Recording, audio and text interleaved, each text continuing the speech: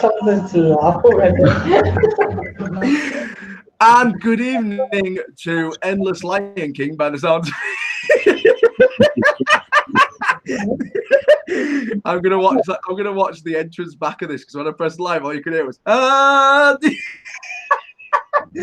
And good evening and welcome to focus. Welcome to episode 55 of Endless Banter. We currently don't have a special guest with us, but we are waiting on the special guest. But we have got Mr. PH himself, as always. Good evening, sir. How are you? Good evening. Not too bad, Thomas. Not too bad yourself. Yeah, not bad at all. It's beautiful weather, isn't it? So at least we've got some positivity through the weather. We've had the tasty mechs out this week, some fire juice. It seems to be all buzzing this week. So how's your week been? What you have for tea? What you vaping? How have you been? Week's been banging, mate. I'm genuinely excited about this group, man. And I love that it's so busy and active. And today I've not been particularly active in there myself, but to go on there when I've got back in this evening and see how many posteries and fire outs and call outs and firebacks and open call outs and open firebacks and all sorts of shizzle and hand checks and not too much advertising. I'm slowly weeding out, just deleting posts of the people that are taking the piss. And people are starting to get ingenious now and like doing a call out with a bottle of fucking out to the forehead and stupidness like that. And genuinely, I've deleted posts from people that have hashtagged endless mods. I don't want it in there. There's no need for it to be in there. Everyone knows who's repping what. You can say in your video what you're using. That's not an issue. But sort of come on in a Complive fucking snapback, Complive hoodie, Complive tactical fucking rucksack, Complive wallet, Complive mod, Complive battle deck, Complive fucking battle cap, and say, "Woo, team Complive!" And it's like, seriously, mate, you know. What's really made me happy about this group, and if people don't know what group Paul talking about, he's talking about, and we will say it, it's MWW, not MMW, as I had to correct Pixie this week. Mod War Worldwide.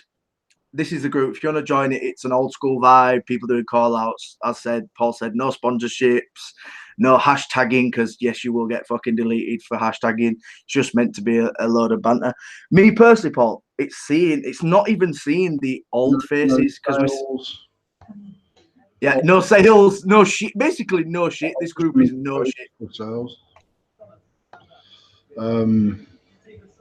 Yeah, we will definitely by the end of this week we'll set up a sales trade boy fucking page associated with it. I just don't want to detract from what the buzz in that page at the moment, mate, is to me a 3 or 4 year old mech type buzzing on that basis. I don't want it ruined with sales, sponsorship, discount codes, thrusting shit up on the ice. It don't need to be about that. But do you not think that there's been we've seen a lot of old faces, which is absolutely mint, because we're obviously getting into like the old school way, but there's been a lot of new faces as well in this group as well, haven't there? Mate, it's just mental. And I spoke to all them, the sort of the bigger name lads, and they're all like genuinely sort of excited about where it's got to in a week, and they've started building themselves and digging out their. I mean, I spent Saturday, mate, digging through boxes of shit. I seen the pictures. Thousands and thousands of pounds worth of fucking mechs, mate. But to then see like Tom O'Connell saying, "Fuck," you know. In fact, Tom inboxed me and says, "I've got shit all around my house, mate. I'm digging through my stuff." And then Maria Sano, or whatever her name is, the Greek lady, she'd said the same. And there's people just like posting. They look like war relics. Yeah. And they're fucking writ off. But I know once they've gone out and they've got their polishing shit and they've got their rags and whatever, and we're going to start seeing some minters pop up on the page in the next few days. Probably after this coming weekend, I would think. And just people like messaging me saying, "Mate, I've got no wire, or I've got no cotton, or I've got no high VG liquid in the house, or I've got no this, or I've got no that," and they're out buying bits just to get on the group. It's wicked, mate. It's proper. Just feels old. People like Baz Shaw. Baz Shaw put a comment. He's been tagged for I think it's 2 or 3 shout outs, and his answer back was, "I've got no mod, no batteries, and no battery chargers." And he's like, I'm going to sort it out. I called out Dale Cross. He was like, I ain't even got a charged battery in my house. It's mad to think. It is mad to think that these people had probably fucking going on 30, 40, 50 batteries in their house at once. And now they haven't got a fucking charger. I had a naughty bag of batteries delivered to me yesterday by my lovely wife. And liquids. I mean, I had a bell kit. I got a charger and everything in my office. And to be fair, I had a whole bank of brand new VCT5As, and then if Tasha's come in and the mod's been flat, I'd give her a couple of them because I was just using them all for long. So now we've got a 6-bay charger with fucking 2 batteries. Yeah, we've got a 6-bay charger in the kitchen, and all the prongs are fucked on it apart from 2, so we can only charge 2 batteries at a time. That was perfect. So now I need to set up 2 8-bays. I need to find the bowl that I keep on top of the microwave for my batteries.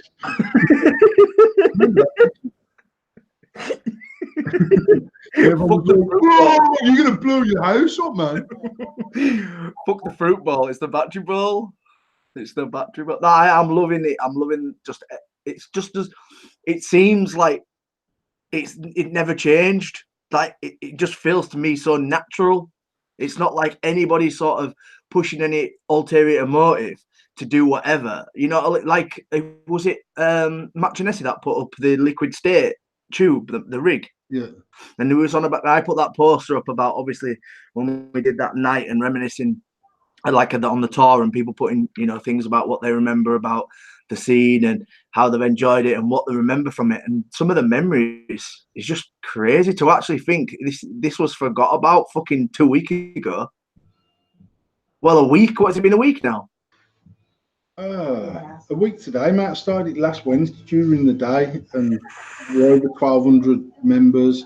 But so active. Tasha was looking at the stats on Sunday. 32,000 impressions. So it was 32,000 videos, pictures, comments, likes, etc. I called a vet out earlier just for shits and giggles, and she's fucking got Dave to sort a mech out, and we're on it, mate. We're on it. We're fucking taking shizzle back. We're taking it back. Okay. Yeah, on the group, it's currently 1.1k members in literally a week, and people have posted. Fucking the latest post was 10 minutes ago. Do you know what I mean? Like the group is just absolutely booming, and just being able to people posting whatever they want, like we're doing the reminiscent, like I did the boat, the Cartomizer fucking burst or whatever you want to call it, piercer, whatever stuff like that, and proper old school stuff coming out. Like people have literally dashed in a cupboard somewhere or in the fucking wardrobes and just gone, do you know what? Let's just get involved and just have a laugh. And the old school vibe of it, of people just fucking. Sorry, I'm just scrolling through the page and there's video and video and video and fucking video. It's mad. It's absolutely mad, and it's bring that fun aspect of it back. And Steve Holland's just the scene is not dead. It was just having a snooze. You know what, mate? I honestly, and I'm going to be absolutely honest now. When I spoke to Max and I spoke to Ollie and I spoke to Chris, I spoke to a few people, and I said to them at the start that I just felt like there was lots of the old school that wouldn't do it anymore because it was a little bit cringy. And there was lots of the new school that wouldn't do it because if they try and do it, the old school start ripping them a new arsehole before they've even started. And I literally was saying to these people, what about if we literally just put on a little bit of a pretend excitement to just get the movement going again and just to get people in. And mate, that was on the Friday/Saturday of Expo. By Wednesday, 4 days later, I'd started the group. By Sunday, I'm sat in my house with Cape Cod and a drill out polishing shit, mate. and like it's mad to think that and certainly for me, for what we do, that we manufacture mechanical mods, to be in a position where I was personally, where I was a bit like accepting that pod systems have taken over. It's crazy. And actually, I genuinely sat in Expo on the Friday and just felt like the vibe was different. And Saturday morning, yeah, we were busy and yeah, we done the money we needed to do and everything else. But actually, the vibe in there is different. And the vibe for people just going to these events to meet like-minded people was different. People went to Expo this time to shop, to get a bargain, to fuck off home. We're actually, and I was saying to Jay Cox on the Sunday afternoon, I bet there's somewhere between 3,000 and 5,000 people that haven't gone because they're no longer mixing in the circles that warrant them driving to Birmingham, to stay in a hotel, to meet their muckers, to blow some clouds, to fuck about and just have a good old banter. And I think, and I just says to Jay, I'm 99% sure if enough of us make this move at the same time and push in the right direction, not only will it allow the new person to come in and allow someone who's on a regulated mod to start getting some helpful, genuine, proper advice again. But the old people out there will start to get an itch, and that itch will need to be scratched. And it's the sole reason why I didn't invite 1,800 people to the group, and I didn't share it left, right, and centre. I just started it. I shared it to a few people and just let it take its course, because the industry had got to a point where if I started doing this movement and sort of fronting it myself and saying, right, this is what I want to do, 95% of people would have said, oh, Paul's obviously dropped a new mech. He's got to do some sales. And actually, this isn't about more mech sales. And I don't care what anyone says. I don't give a fuck what anyone thinks. This is about being at an expo where there was still 17,000 people, I think, through the gate over the weekend. But it had a different vibe. And that vibe for me was this community of people that enjoyed doing what they'd done together. Yeah. And from a business point of view, that naturally will create sales somewhere, for not only for me, for every single vape shop in the country. Yeah. Because if people start dripping and doing, naturally they'll spend more money on liquid and wire. I'm not here to promote Endless. I'm not here to get fucking 60 people strong in a team, posting videos every day and flying up the hashtags, the watermarks, wearing the snapbacks and the hoodies. I'm not asked about that. I'm more happy that the likes of James Burr, and I'll use James as an example because he's not particularly active in the online community anymore as an individual. Yeah. But for him to even get his phone and go and take a video of his cabinet and post on there and say, fuck me, Paul Harrison's got me digging. It's wicked, mate, because it just means that, and people will start. I mean, this week, honestly, I've just built the Sherman in 20 minutes before the show started because I'm like, I've just found it in the cupboard. It looked like it died an early death. And I've took it apart and I've cleaned it up and I've stuck a series build in there and I've stuck it on the EXO. That is like the 4th or 3rd Sherman you have built this week. That's not the first one. That's definitely like the fucking days for days, bro. Are you still getting over the scratch and that? I daren't run stack at the minute. I really don't dare to run stack because I'm running that without a nick shotting. Yesterday, I had the Dr. Vapes, that great stuff, dough, whatever it's called, and it is. I mean, that whole range for me is one of the most solid ranges on the market in the industry at this particular time because it's just a good staple range right the way across the board. But whoever mixes it clearly has got fucking Tourette's, and when they're putting the fucking WS-23 in, they must have a twitch of fuck half a fucking gallon in the cup, mate, because it's cold and I was getting naughty brain freeze today. So I emptied my tank out and went and I re-wicked the crater, which is there, and I stuck some strawberry in there, and then just for shits and giggles, I put a fucking mad build on the Slam 34 just to do some call outs, and this was my all-time favourite ever liquid of all time. So actually, even just going back to an old flavour and that whole nostalgia of when we first went round this circle of going through new wire, new types. There was a whole thread the other day just about cotton. Yeah. Just about back in the day, you'd like literally put your fucking middle finger in your belly button, swoosh it about whatever come out. That's what you'd use to wick your call, mate, because there was fuck all else on the market to do it.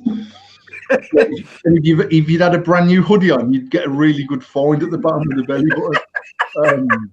But then to think like how all them things progressed to a point where we'd sort of pinnacled right at a time where, whether it was boredom, whether it was just the fact that people were spending huge amounts of money.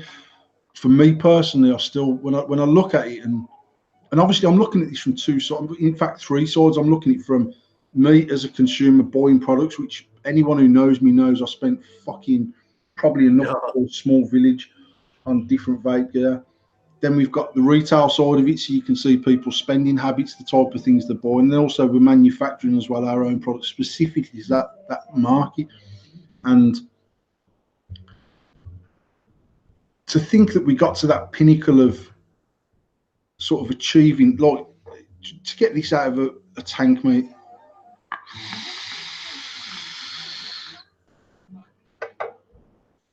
Yeah, exactly. Was unheard of 4 or 5 years ago. Just weren't possible. And it's as if right around the same time, like for me, squonking had a massive impact on the industry, because all the sort of big cloud chasers, or most of the big cloud chasers, became restricted lung squonking type people, which doesn't come with sponsorship banners, and it doesn't come with anything other than normally high-end gear. And then they drifted off into the groups that were discussing £600 stabilised wood squonkers. Then they're not mixing with the people that are doing fucking Steve Holland type builds of 0.04 on a series. So then, because you're not mixing them circles on the daily, you stop doing what you're doing. And before you know where it was, all of us are fucking walking around with fucking pods swinging around our neck like we've gone back 8 years and all got our lanyards on. Yeah. But I still, Expo, mate, we've had this conversation so many times about how the fuck do we revive this industry? To the point where a month ago I was saying, and I've said for the last 4 or 5, 6 months, I don't think it can be revived because the people are different, the products are different. But it was literally at Expo, I was a bit like, we literally just sat here and says, fuck it, everyone's on a pod. But truth be told, when we were at the peak of that cloud chasing era, all the people that are podding now, a lot of them were smokers. Yeah. And I think for me, it was like the first time ever where I've sat somewhere and I was thinking, how the fuck do you get a vibe where people are not even coming to, like, genuinely, most people that come to our stand over that weekend at Expo, the last Expo 3 weeks ago, spent money because they came there to buy something. Where back in the day, mate, we could have 20 or 30 people on the stand that weren't buying and didn't buy all weekend, but they came there because they met their friends there, because they were talking to us, because they were showing me the old endless they got at the last show, or the new Purge mod that they'd bought, because there weren't all these whole, I can't go over to Paul because I've not got an endless. Yeah. And it's become that way, and it's not. I don't know. Maybe I've also helped create that whole, look, it has to be endless or fuck all. I don't know. I've tried never to do that. I feel like what you're saying is bang on. Like, I don't think it was you. I think it was because people was, let's be realistic, as you're saying, 20, 30 people being at the stand, all had different mods, all had different builds, all different juice. They were all repping different people, but everybody was still a collective. This collective's gone here, here, here, here, and everyone's gone off on their own tangent and done what they wanted, and they've moved on to different circles. It seems to be in this last week in this group, everyone's just gone, what the fuck were we doing? Here we go. And we're just all back to just one. Like, there's people doing call outs, aren't calling out their crew or their friends. They're calling out everyone and everyone. They're getting everybody who I've never spoke to people, and I've called out people I've not spoke to. There's people on this actual group. There isn't just UK people, is there? I know it's called worldwide, but there is Italian, Spanish, American. There is a big mass of people that are all from different sides of the globe, and it's good to see that people are interacting with different people and not being in a clique. And I think that's sort of maybe what was one of the damaging things, was that everybody did do their own thing and didn't want to mix in with people they didn't know because they felt a certain way. Maybe that's what it was. I think that's one of the biggest things. The other thing is, yourself, we've never been a company that's had 650 people sponsored, because it's really not what I wanted at all. But actually, again, when I look back at this, after getting back from Expo and sort of speaking to probably 6 or 10 people, a very similar sort of conversation, and the feedback off all of them was, you know what? I miss doing that. I miss building my mod. I miss fucking about. I miss doing call outs. But if you try and do it now, people just take the piss.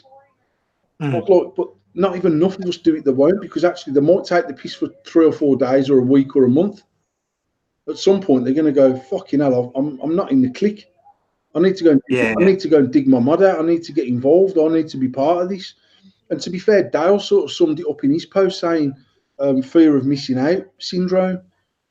And to be honest, the reason why I didn't invite every man and the dog off my friends list was because I wanted people to say, what's this group all about? Sit there, watch it, see what's happening, and then say, you know what, I'm going to get involved. I like the idea of this. Because I didn't want it just to be about endless me, shady vaping, build and wire, blah, blah, blah, blah, blah. I didn't want it to be about that. I wanted it to be about just old-fashioned, enjoying ourselves, doing our thing, having a laugh and a joke, taking the piss if someone coughs out on a fucking video and not like abusing them. And that's where it got to.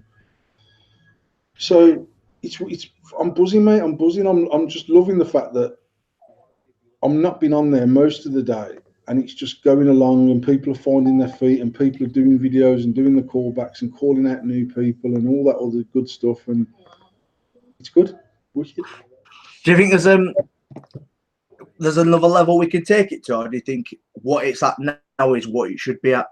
Mate, I think this time round, I mean, for one, I think as an industry, it's more socially accepted that some people dual use, whereas 4 years ago, I knew lots of people that were smoking, regularly smoking, that were just cloud chasing because it was a hobby and pretending that they no longer smoked. I think It's become more accepted, though, hasn't it? I think the whole dual using. I think it's become more accepted that the cloud chasing side of it is a hobby over not smoking cigarettes. And actually, there's going to be people that will always comment saying, I only sub home and I don't smoke and blah, blah, blah. And absolutely take my hat off to them people, because I've never been able to not smoke a cigarette via just using sub home as an alternative, which is why I always made to long, which is why I've always got my made to long. And even like this week, I've gone through more liquid in the last week than I've gone through in the last fucking 12 months. But I've still had my made to long at me. I've still got my spare cores. I've still got my liquid in my pocket. If I leave the house without this mod, I'm turning round. If I leave my house without the Sherman, quite honestly, I'd carry on to work. The only difference is now, when I get into work now, I've got no shiny toys on my desk, and I'd gone past that.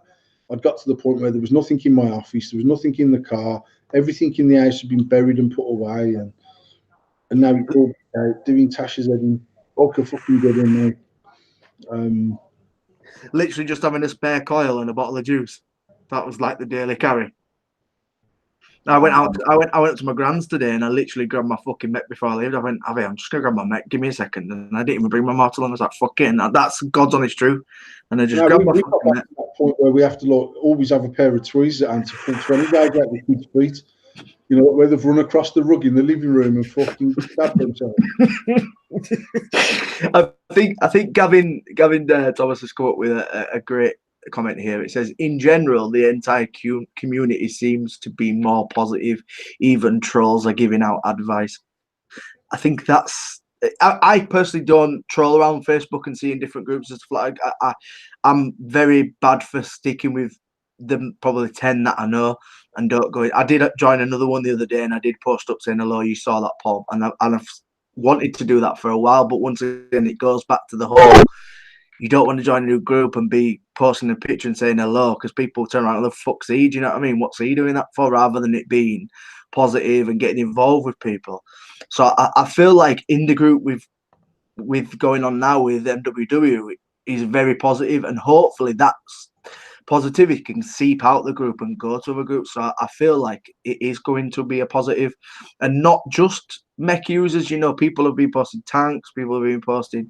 I've been posting a few regulated. I'm saying sorry, there's wires. I know it's not just mechs, but I said sorry, it's wires. And just getting that whole positivity back of everybody sort of getting involved, and not be like, boil your fucking batteries, or have you tried putting it in the microwave? And do you know what I mean? Stupid shit that was done.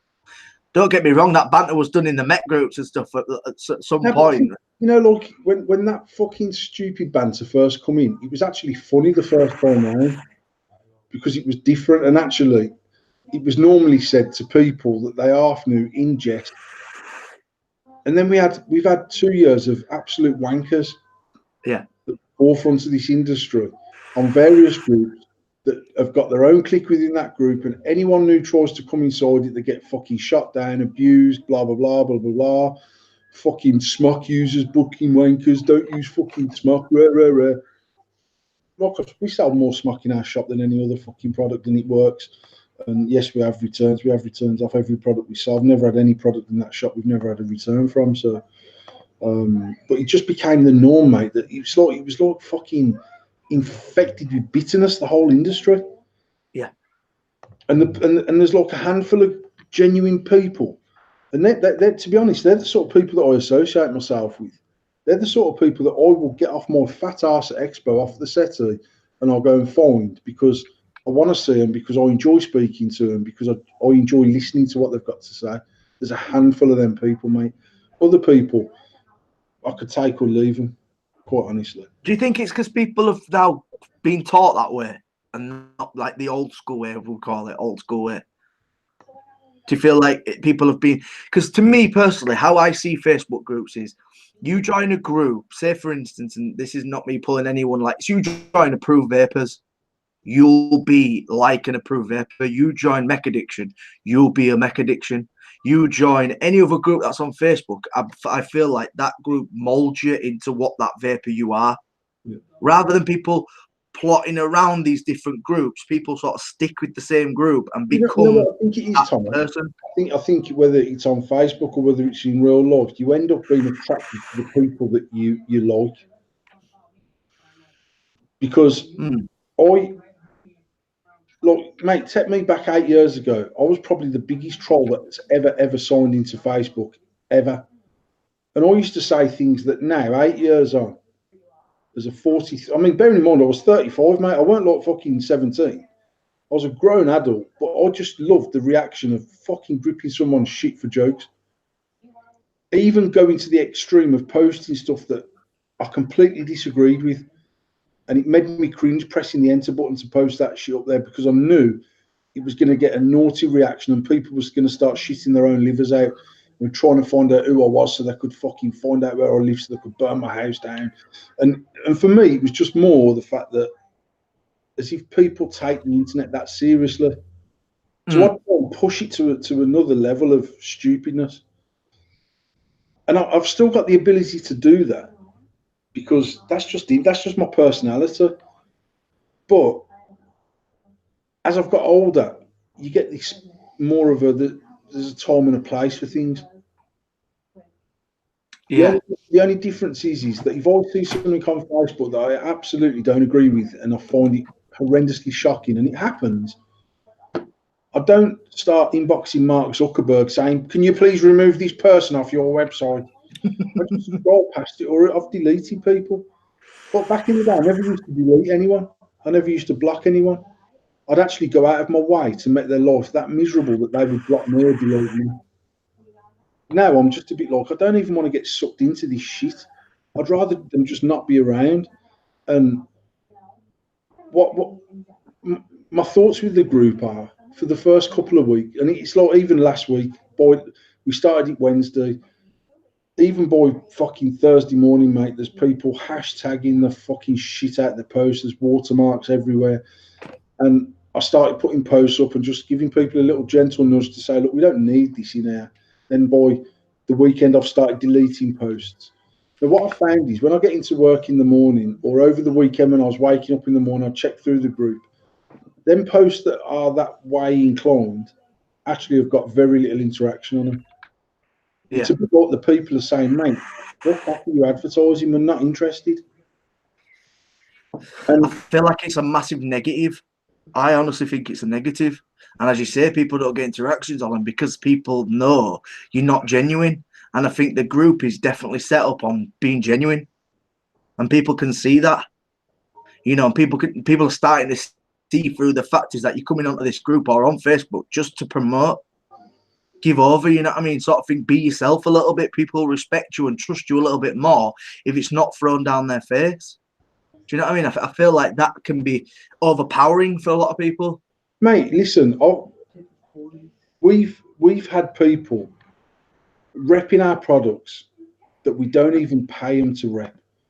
Like, we don't pay a sponsor, and the only person we sponsor is Adam Rayner, and Adam Rayner sponsored via the group, if you like, our group of companies: Shady Vaping, Endless Mods, Build 'em, AFE, sponsored across the board, and that was more because Adam, for me, was a straight up geezer that repped us hard anyway. Exactly why Richard Worrell got a sponsorship, exactly why Andy got a sponsorship. It was never about me saying to you, right, we need a team of 60 people, mate. I'm going to get 60 hoodies made, 60 snapbacks done. I'll get 60 fucking team mods done, and we'll put them out there and we'll fucking thrust them down every cunt's throat. Actually, for me, when I see that as a consumer, bear in mind, I still buy shit, you know what I mean? I still buy stuff with my own money. Not very often, because as I've got famous in this industry, people start.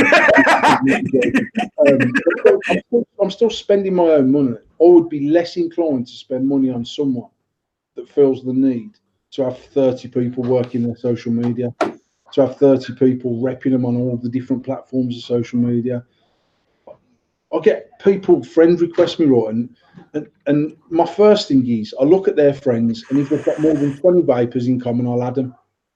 And I add them, and I'm not even going to lie, I add them because potentially it's a customer. Yeah. And I never used to do that before, because we had our social media platforms that were geared around what we'd done. People that came there wanted to come there to see what products we were selling. Mm. And as Facebook restricted our ability to push that out to them people, I started accepting randoms on my, and I call them randoms because for us, sort of, I know a huge amount of people. My Facebook used to have about 130 people on it. Mm. But every one of them were people that I could have phoned up or gone and seen and borrowed a tenner off or borrowed 20 people or whatever. I weren't ever about having like 600 friends and going, yeah, check me out. And then when you're fucking on your ass for a tenner, you ain't got no cunts to fucking turn to. So I don't even know how many friends I've got on my friends list. I'm going to have a look right now because I have not got a clue. I reckon nearly 3,000 or more. 3,000. 3,454. I know we've got at least 1,000 people in common. Now, out of that, now there's probably 150 people that are legitimate people that I know in real life. There's probably 100 or so that I would consider friends through the industry. Everyone else are acquaintances that I've got to know through this industry. And if I see someone posting shit that I don't want to see, I just delete them because I don't need them in my life. It's not like I don't need this big old, oh yeah, man, I've topped out at 5,000 friends, man. I'm not, if it's 5,000, it's 5,000. If it's 250, it's 250. And the same mentality is how I want that group to be. I'm not asked about having a 30,000 strong group. I'm asked about having an active group of like-minded people doing what we enjoy on whatever product they choose to use, with whatever liquid they choose to use, whatever batteries, and wear your team snapbacks, wear your team hoodies, do whatever you're doing. It's nice that people want to associate themselves to a brand, but then also understand that at some point, this whole team thing, I honestly believe, was the biggest reason for disjointedness in this industry. Yeah, 100%. 100%. They stopped saying, fucking hell, Paul, that's a nice mod. Whether it be Endless or an AV, you know, I posted all them pictures over the weekend. 90% of what I own is AV. Mm. But then people wouldn't say, oh, fucking hell, that looks sick, because they're sponsored by Complife. So they can't, because Complife will take the hump and then they might pull the sponsorship, then they stop getting the free shit. Whereas back in the day, when like I've said a million times, when Ollie Deeks was sponsored, even Mikey Subbo, when they says, fucking hell, I've tried this new cotton and it's fire, you know it's fire, mate, because they weren't saying it because someone was giving them a fucking cheeky 50 quid or a wanna. Yeah. Because actually, they could be sponsored by someone, and I used to clock that they're sponsored by fucking whatever, and they're using this. I knew people that worked and sponsored by liquid companies that never used their liquid. It says a lot about the company. Yeah, it's just that Steve overpowering. Holland's posted, and I made 2 posts in the group, and then I had a multitude of different people asking for help on builds and all sorts. I'd missed that whole we are a community trying to help each other progress vibe. And that's exactly what I was saying to Tom, Stephen, is that like I've had a few people message me this week saying I want to get onto mech. And I've said to them, message Tom, message Adam, message Nikki, message Dave. They'll talk you through and we'll get you safe. And you understanding the basics. Once you understand the basics, you can progress. Don't try and get in there and start doing your fucking 0.2 stack builds and all of that. Because, I mean, you know yourself, mate. I've never been that person that's got fucking numbers on my batteries and I rotate them and all that bollocks, man. I charge my cells, I use the fucking things. But I also know straight away if something's not right. Yes. And I know that because of experience, and I know that because my experience of vaping started off at 0.8 on a mech. Fucking 1.1 ohm. I went sub-ohm, mate. I went sub-ohm. I never went. I was one of them ones that posted. I was one of them ones that posted and said, I've got a 10 amp battery. I'm about to shit myself because I'm firing a fucking 1 ohm build with silica. That I was one of them ones. Listen, I've got fucking 6 milligram, 70-30 PG. How do I go about doing this fucking building like? Mate, my first coil, like literally, looked like someone had built it, put too much cotton in it, whipped it up, and then ripped the fucking cotton out with a remote control plane or something. It was fucking smashed. It was fucked before I'd even started. And then I've got these cotton balls from Boots, and I hate cotton, mate. It fucking makes me. Did you not start on silica? Did you not whip a drink? I didn't now because actually, when I first started vaping, I was aware of mechanical mods and I was aware of silica and I was aware of cartos. But as a business, I genuinely was not ever going to stop mechs. Yeah. Not because I had anything against them, not because it weren't my thing. I wanted to just concentrate on getting people off cigarettes. That's what I wanted our thing to be. Now, the reality was, because we started when there was only ego pens and we went through that whole boom of regulated sub-ohm tanks, mechanical mods, RDAs, RTAs, our own customers naturally progressed. And in the very, very early days, I used to source the products off my pals and I'd get them for them and I'd sell them to them. And then I was a bit like, we need to move with the times. But the reality is that 80% of our business has always been made to lung anyway, regardless of even with that boom, our mouth to lung sales still have increased time upon time.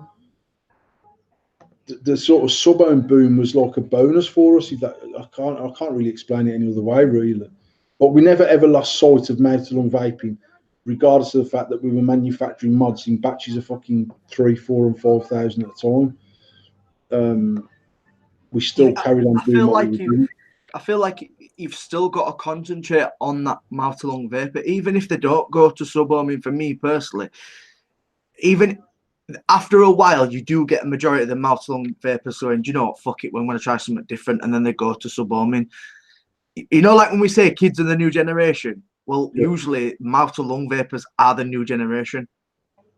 And if they're not getting the right information and coming up properly, then it's just lost on them. You know, like we're trying to like carry on like a family trait, you know what I mean? Pass down that heirloom and let them know what we used to do back in the day and educate them. And hopefully in the next 3-4 years, they pass on that information and they grow.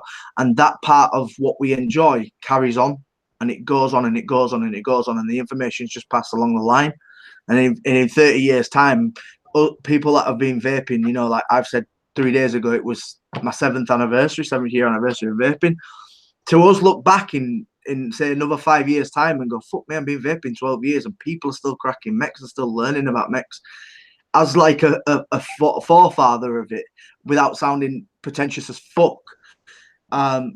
To see that information to carry on and people still learning and us necessarily giving that information out and other people giving the information out, it helps the growth of it. And I think that's the main goal of it, is to carry on giving that information, making sure people know what they're doing. And the new generation needs to understand what this is, because they are missing out on a massive part of vaping.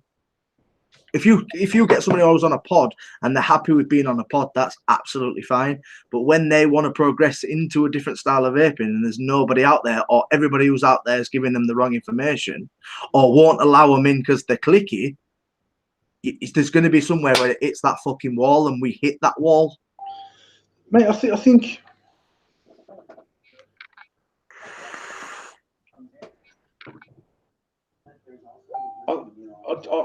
I mean, I think there was two things that majorly changed. One was this whole sponsorship team. You can't use that because I use this and all that sort of malarkey.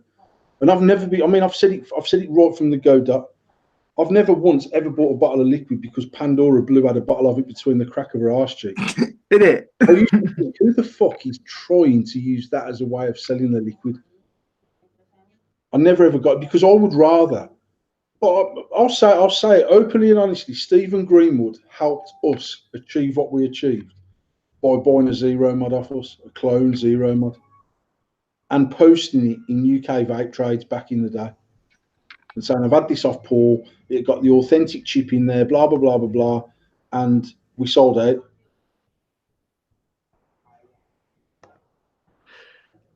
And that's because, going back to what you said earlier about the trust in vapors, the trust in and one individual person saying, just that one person saying, this is decent, and everyone then going, fuck it, I'm buying it. He said it's all right. I said to Tasha last night, actually, I says, it's like there was just people that you listened to and people that you didn't.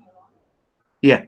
And then once someone's wearing a snapback that says X liquid, and then they're trying to tell you that's the best liquid they've ever vaped, I'm a bit like, shut the fuck up, you dickhead.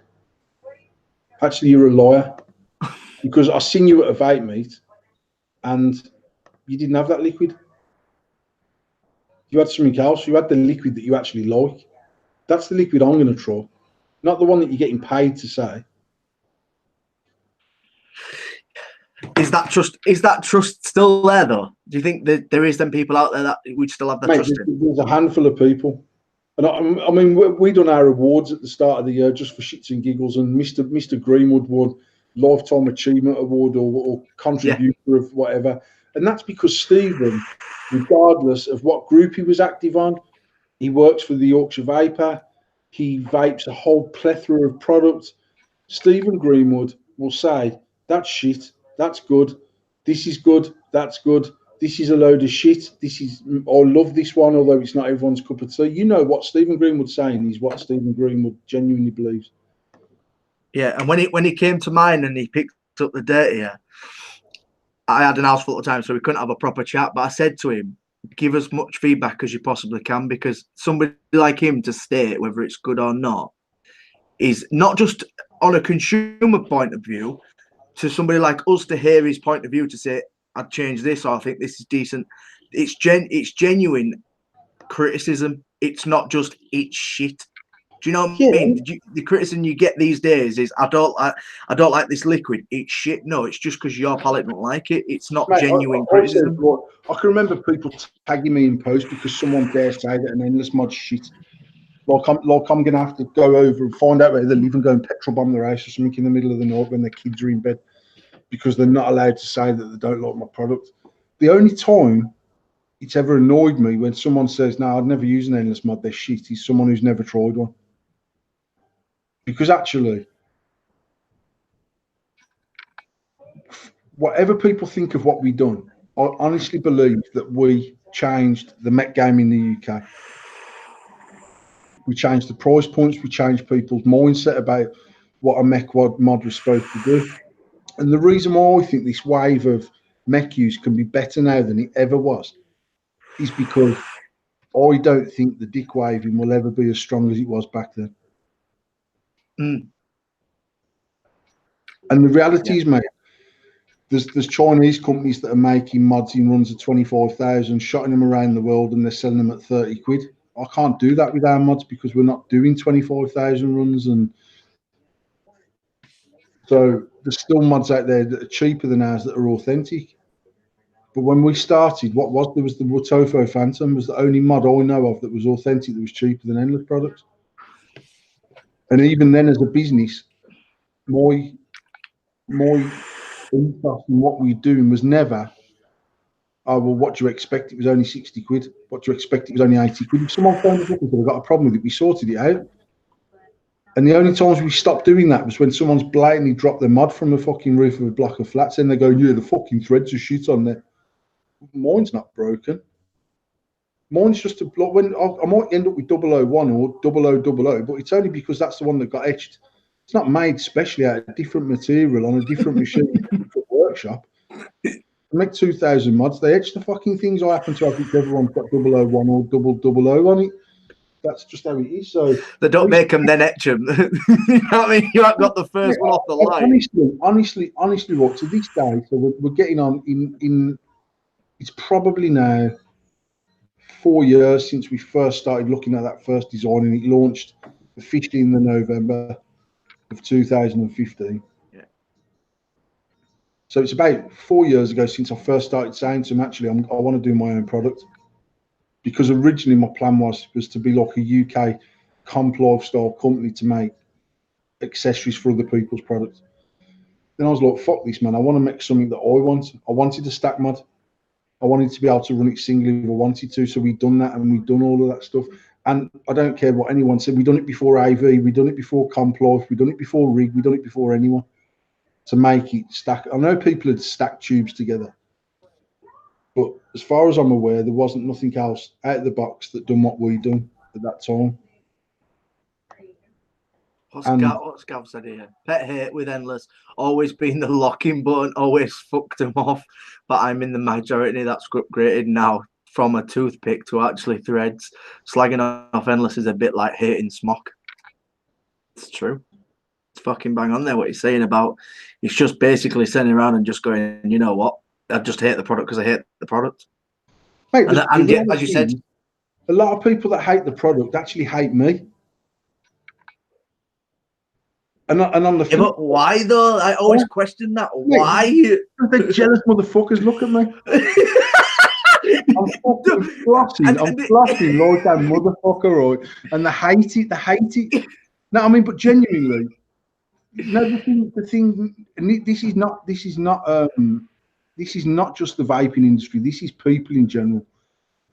Will give you every single little bit of encouragement you need to do what you've got to do. And the minute you achieve it, they fucking start punching you in the bollocks. Yeah.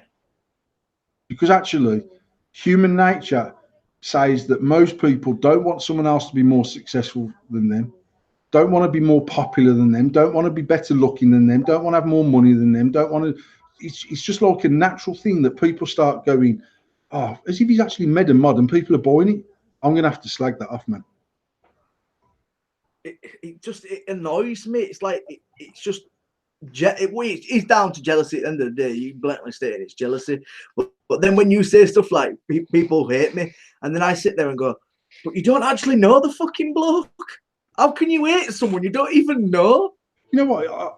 I mean, I've done it myself, mate. I'm not going to lie. Like I spent the first half of my life being judged by people that thought they knew who I was. So then I genuinely tried never to judge a book by its cover, because I'd been there all my life, and not because I was fucking 6'4" and had tattoos and a skinhead. People assume that I was some sort of bully cunt and some horrible cunt and whatever. But then on the flip side of that, if you tune into one of my live feeds and I've just added you as a friend 20 minutes before, and I'm fucking cunting and fucking and slagging the life out of someone, it might be easy to go, fucking now this geezer's got anger issues. But they haven't had time to. But I swear to God, the amount of people that would come up to me and someone said it to you this expo, but the amount of people that in the early days came up to me at expo, and even if I could only afford them 5 minutes of my time because I was so popular. No, I'm joking. See, they're the sort of things I say when people go, "He's a fucking pretentious pricky." Like, obviously, people wanted to talk to me. People wanted a picture. They wanted to show the mod, and even just say, "Mate, I've just bought your mod. I love it." Whatever it was, or I bought your mod and it's a heap of shit.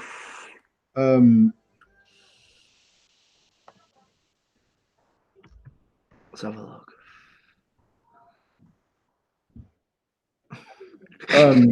Yeah, just like, but the amount of people that after having just a conversation with me, either said it to my face there and then, or messaged me afterwards and says, "I just want to say thanks for the time," or "You're not what I was expecting. I thought you were a fucking right horrible cunt." And yeah, and then that bothers me. That does, and it doesn't bother me because I want everyone to love me. It bothers me because I hate the fact that anyone would ever think that I was some sort of bully. Because actually, telling the truth does not make you a bully. Yes, my G. Hey. Yo, how are you guys? Not too bad. You cannot. How come- You've not got an excuse that you're fucking late because it's late time. It's fucking 4 o'clock in the afternoon. I know. I just wasn't home for 2 fucking weeks, bro. So I had a lot of shit to do. Excuses. How come I just see? Maybe it's just my screen. I just see Paul's forehead when he speaks. Hello. Maybe it's just your screen. I can see Paul's full face. It's How you definitely been? your screen. Probably. Good. How are you? I'm good. Fucking yeah, a lot of shit to be done. I'm going to Stuttgart. Like not even 2 weeks. Yeah, 2 weeks about. So, as we've done an hour already, if people don't know who you are, would you like to introduce yourself? I'll even put you on full screen so everyone can see your face. Introduce yourself. Tell us what you've had for lunch, because obviously it's 4 o'clock in the afternoon. How's your week been, and how are you enjoying being back home after being out of the country for so long? Hi everyone, I'm Max. I'm the owner of Death Wish Mods and Thick Oil and Wire Doctor and Hope Liquids and many other shit, I guess. Been back since last Thursday, but I've been working all weekend. I'm a racetrack instructor as well on the weekend, and we had very, very busy days. And yeah, I've been trying to sleep mostly and catch up on fucking Let's shit go at back home. to what you just said. Let's just go back to a race car instructor. Yeah, I mean, if you want to ever... Explain and why the fuck are me and Paul not being invited out? You're always welcome, guys. You know that. You're always welcome. Basically, we rent exotic cars like Lamborghinis, Hurricane, AMG GTs, R8 Ferraris, and stuff like that. And you can pay to do laps around some racetracks. We move from racetrack to racetrack around the province and Canada. And yeah, I'm sitting by your side and telling you when to brake, how to take a curve, and stuff like that. I also do the formations prior to having people on the track. And that's my weekend job for the summer, basically. Yeah.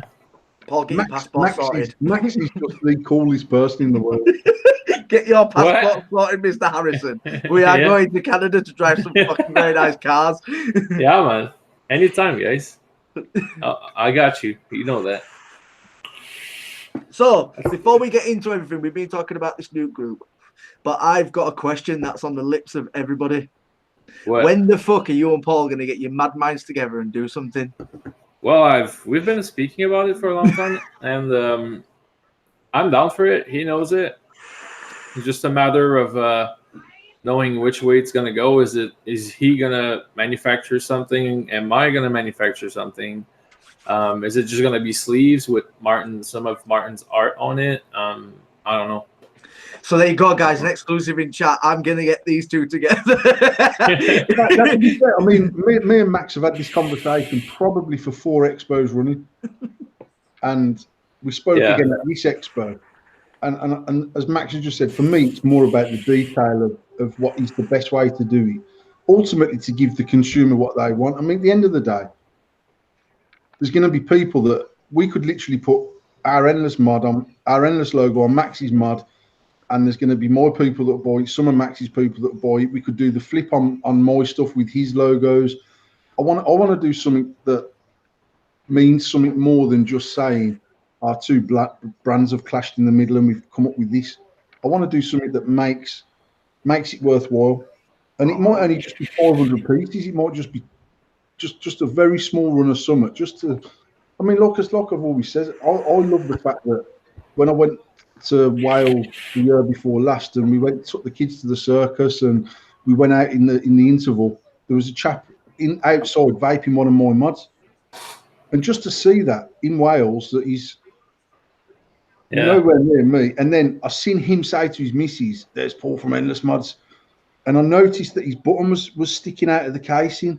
And I ended up going over to him. And I was like, I'm not being like some pretentious arsehole, but do you know how to adjust the throw on the button? He's like, no. And I took his switch apart and fixed it.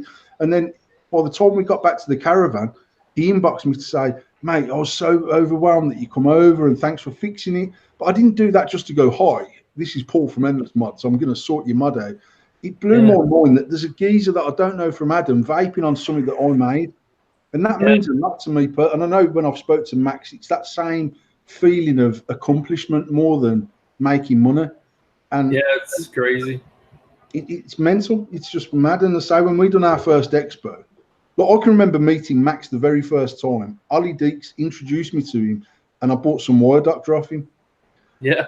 And you have this like little starstruck thing of, oh my God, it's Max. And then 12 months later, when we dropped the Endless Mod and I was at Expo and I couldn't even go for a piss without people coming over going, oh, I can have a picture. I was like, fucking, it's mad because I was just a vapor. I was just a vapor that had a vape shop and I used to sell stuff in the vape shop. And that still genuinely humbles me. So as far as collabs are concerned, when we were at our peak 2 years ago and selling big numbers, I used to get inboxes off lots of companies saying, should we collab? And to be honest, it was a bit like, you just want to ride my wave here. Yeah. There's a handful of people in this industry that I'd love to collab with, more because it'd be nice to have one on my own shelf and say, we done that together. It's just not just them things to say. It's not about making you sell 500 pieces. By the time fucking James Burrs took his cut out of it, me and Max are only left with £1 each anyway. So, it's not about the money, but it is for me. It's about just another tick in a box of accomplishing something different. I'm sure we can knock heads. We've got mad enough minds between us to come up with something funky that people should appreciate, I think. Well, I've just put a comment in the chat and it says the clean death or the dirty death, guys. I like the dirty wish. Should be the dirty wish. Endless death. That's what you should. And you have to vape the mod with no wraps on the battery, mate. If you survive it, then you're fucking winning in life. I'm sure we can come up with something cool. Yeah, definitely. We'll have to speak about it. Something then. Are you doing Stuttgart, Paul? I think Mr. Wood is going over for us. Okay. Only because I haven't got a passport. Because when you've been in prison for selling drugs, you're not allowed to have one. I'm not allowed to leave. I have to be home by 8 o'clock every night. Our passport's expired. We've obviously got a kid due anytime in the next couple of months. I've just been off work for 9 weeks after my accident. I had more time. I went back to work literally for a week and a few days, and I had another week off for Expo. And I just don't want to take the piss with work, to be honest. And to be fair, we've got a pitch reserved for Hall of Vape. A pitch? No, Intersteam. Intersteam. I've got a pitch reserved that they've reserved for me, to be honest. He messaged me and said, oh, someone's dropped out. We've got you a pitch. Do you want it? I'm thinking we might do Intersteam in Berlin. I think you should do it. Are you going to Stuttgart? Are you going to Stuttgart, Max? Yeah. I'm leaving on the 28th. I'll be there. I'll be in the TYV's booth. Dale kindly offered me a spot in his booth, so I could not say no. So, you've not been active on Facebook because obviously you've not been in the country and you've been very busy. But what is your thoughts on the creation that you and Paul made and the absolute mayhem that is now known? I was active. I did a video. You didn't see it. I saw it. You've done one video. We've all done like 90. Where is your video? I've commented on a lot of shit. What do you mean I wasn't active, motherfucker? We see you. We see you. This ain't endless banter. It's like taking a piss at Max. That's what it is for them. I love the group. I'm really glad to see old faces pop on there. I'm really happy. I've been speaking with old friends, like old vape friends like Stephen Holland and fucking even JB got his fucking Mechmas out, started playing. So I'm happy about that. That's what I want to see. I mean, we all lose focus sometimes or interest. I mean, that's the generation we're in. Basically, everything's nice for 5 minutes once you want it for yesterday, and then once you get it, you're like, eh. You know what I mean? It's just how the world works, sadly, now. So I'm happy to see people open their shame drawer and get old stuff out, polish it, build it, start doing fucking cloud vids. I love it. I really do enjoy it. It's been a long time coming. I was happy to make a far back video. I really enjoyed it as well, even myself. So, I mean, I'm trying to be more active. I just got so much shit on my plate. You guys gotta understand.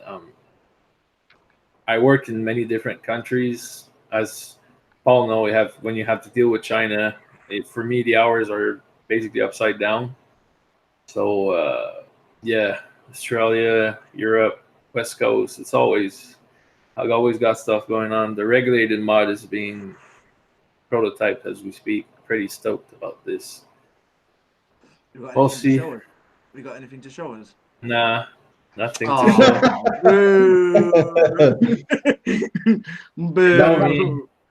What I was saying before you come on was that, look, I spoke to you at Expo, I spoke to Ali, I spoke to Chris, I spoke to other people, and literally said to all of you, can we even pretend to be excited just for a short amount of time to get people back into the mind frame of cleaning mods, polishing mods, doing videos? And then within 48 hours of me doing this, I've literally found my old passion for fucking about with my mod, building my mod, doing, like, literally I'm scrolling through the group now looking for someone to call me out so I can fire back. Just for, I'm not even joking, like, and even then I've ended up fucking doing another video just because I've put something else on the mod. So I'm like, I'll do a quick video and show people what I'm using there. And that's exactly where I was 3 or 4 years ago, of genuinely enjoying doing what I've done. And then once the excitement of the videos wear off, the banter that just rolling there constantly from all different levels of people, just it excites me that there seems to be a lot of people that haven't been doing this because they felt it was no longer cool or accepted. And actually, because everyone's made this mass movement at the same time, the people that want to do it have pretty much said, fuck you, I don't care if you don't think it's cool, I'm doing it. And then the people that don't want to do it have ordered mechs this week so they can get involved because they want to be involved, and that's fantastic. Even Baz he still had his mod, but he didn't have any batteries or a charger.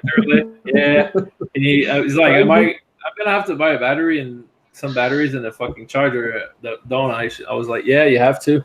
Fucking calls you out, mate. Better be on it. So I'm stoked. I really enjoy it. I've always been a mech head. Always did sub-ohm. I had my mouth-along salts period, which I'm kind of over now. It's always close by when I need my nick hit, but I don't know. It's not the same. It's boring. Do you think that it was just the UK that had this drought, or do you think, what from your personal opinion, like, did the rest of the world have that drought as well in sort of mech? Well, I went to Expo May last year with my salt nicotine line that I just launched in Canada, which is doing phenomenal here. But every shop owner and wholesaler were like, "What the fuck's salt?" And I don't understand why people would like 20 milligram, blah blah blah, mouth to lung. I'm like, well, I don't know. In Canada, that's all being fucking sold right now. It's been a while. Now you're getting the wave now, but it came through like over a year ago for us, and now it's mostly what it sells. Like high VG juices don't sell as much, mech mods don't sell as much. But I always say the vape industry will go full circle. That's what we used to mouth to lung 6 years ago, and as you get people converted from smoking to vaping, which is, I mean, no offense to salt is great. If you want to quit smoking, you get a nice little mouth to lung device with salt in it. If you don't quit, you're not ready to quit. It doesn't matter. Like, I think it's a good delivery system. It's just, I don't think people should stick to that all the time. I think I felt shit. I had the heartburn. My heart's fucking pounding when I'm doing salt nicks. I'm trying to sleep. It doesn't fucking work. It's like I drink fucking 12 coffees.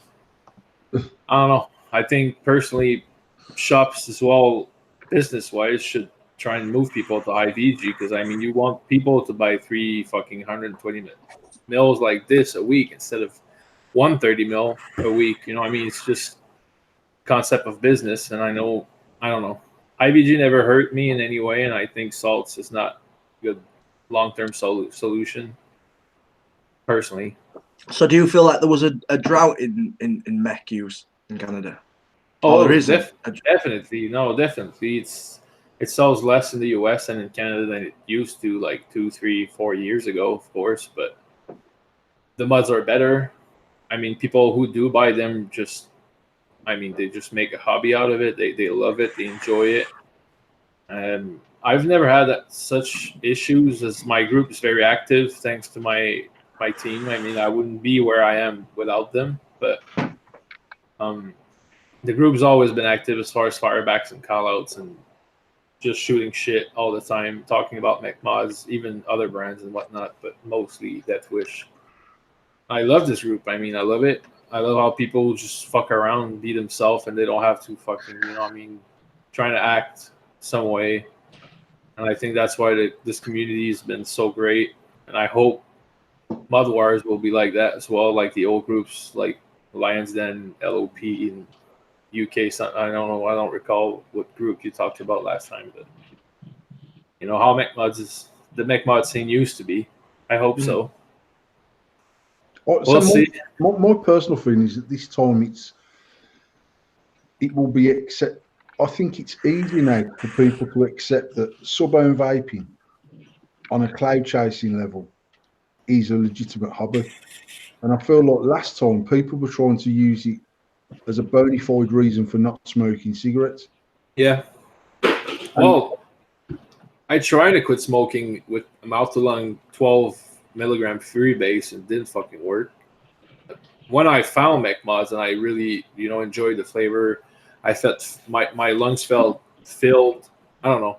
That's what got me off the cigarette. But back then there was no salt. Maybe salt would have worked. Yeah. But I know for a fact I would have fell into the barrel anyway and just got onto mechs, because I don't know. I think they're cool, and then I'm a car guy. I like to build shit. I like to modify my cars, and I don't know. I feel it's just the same. You just tune however mods and devices you use, RDAs, to the exact way you want it to be for yourself.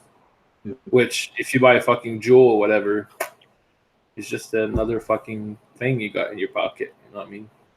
Yeah. Do you think that sort of tinkering side of things has gone through it? Like you were saying, like the aspect of like messing with your car, messing with your build, doing different wraps of wires, doing different coils, messing around and using different batteries. Do you think that whole tinkering thing's gone from mechs and it needs to come back? I don't think it's gone. I just think it's more of a niche market. But even if it's, I don't know, let's say 10% of whoever vapes use mech mods, as more and more people quit smoking, that 10% is still going to be there. You know what I mean? As the customer base grow, there'll always be a percentage in there that will love mech mod and still, unless governments start putting stupid battery rules, like they trying to, I don't know if you heard, but the US and Canada kinda are trying to make external batteries illegal, so it'll be internal batteries only, which is, anyone in the industry knows, is more dangerous, because charging fucking 18650 to a fucking USB cable from China, I wouldn't take the guess. I'd rather have a fucking charger, by itself. Yeah. It's just me, but if they do something like that, they're gonna kill the big market. But there's some places in Europe and whatnot, and buying internationally, everybody can ship. So I don't know how it's gonna go down, but I don't plan on going down myself. I don't care. I'm gonna keep doing what I do until I can't, and we'll see from there. But I me, I don't really watch what other people's do. I don't criticize anybody. I'm just trying to do my shit, focus on my stuff, do the best I can to have my business grow and release more product that I'm proud of and I actually enjoy. And I don't know, if they put stop to it, I'll do something else. I'm not worried, but until then, I'm just trying to keep this amazing community kind of alive on my own way, I guess. Yeah, they're definitely giving you a hard time in Canada right now, hasn't they? Didn't they put a reg in and then they've just passed it, so it's no longer anymore? What was I saw you put a post up. Was it last week or? Basically in Quebec. So let's say it's a province. I don't know. You don't really have counties like Midlands maybe and whatnot. I don't know. Yeah, we got like you've got like Yorkshire, Lancashire. Yeah, you've got places like the county. So let's say our province in Canada, which is like a state in the US, basically, just classed vaping as a tobacco product. But the thing is, they had a draft drawn that says let's just class vaping as a tobacco product, and they were like, yeah, they just passed the law. But usually after a draft, you have to write the law properly, give your citizens 30 days to be heard on that exact law, and then you pass or not the law or modify it before passing it to accommodate a bit of like citizens' requirements, basically. And they did not do that. They basically made a draft. They were like, yeah, let's do it. They just passed it, trying to put it under the rug. So basically, that was November 2016. We went on appeal against the government, and we won because it's anti-constitutional the way they passed the law. So they're like, you guys are right. We'll take up to 6 months to rewrite it, and then we'll have a hearing, a proper one. So as of now, it's still basically the same, but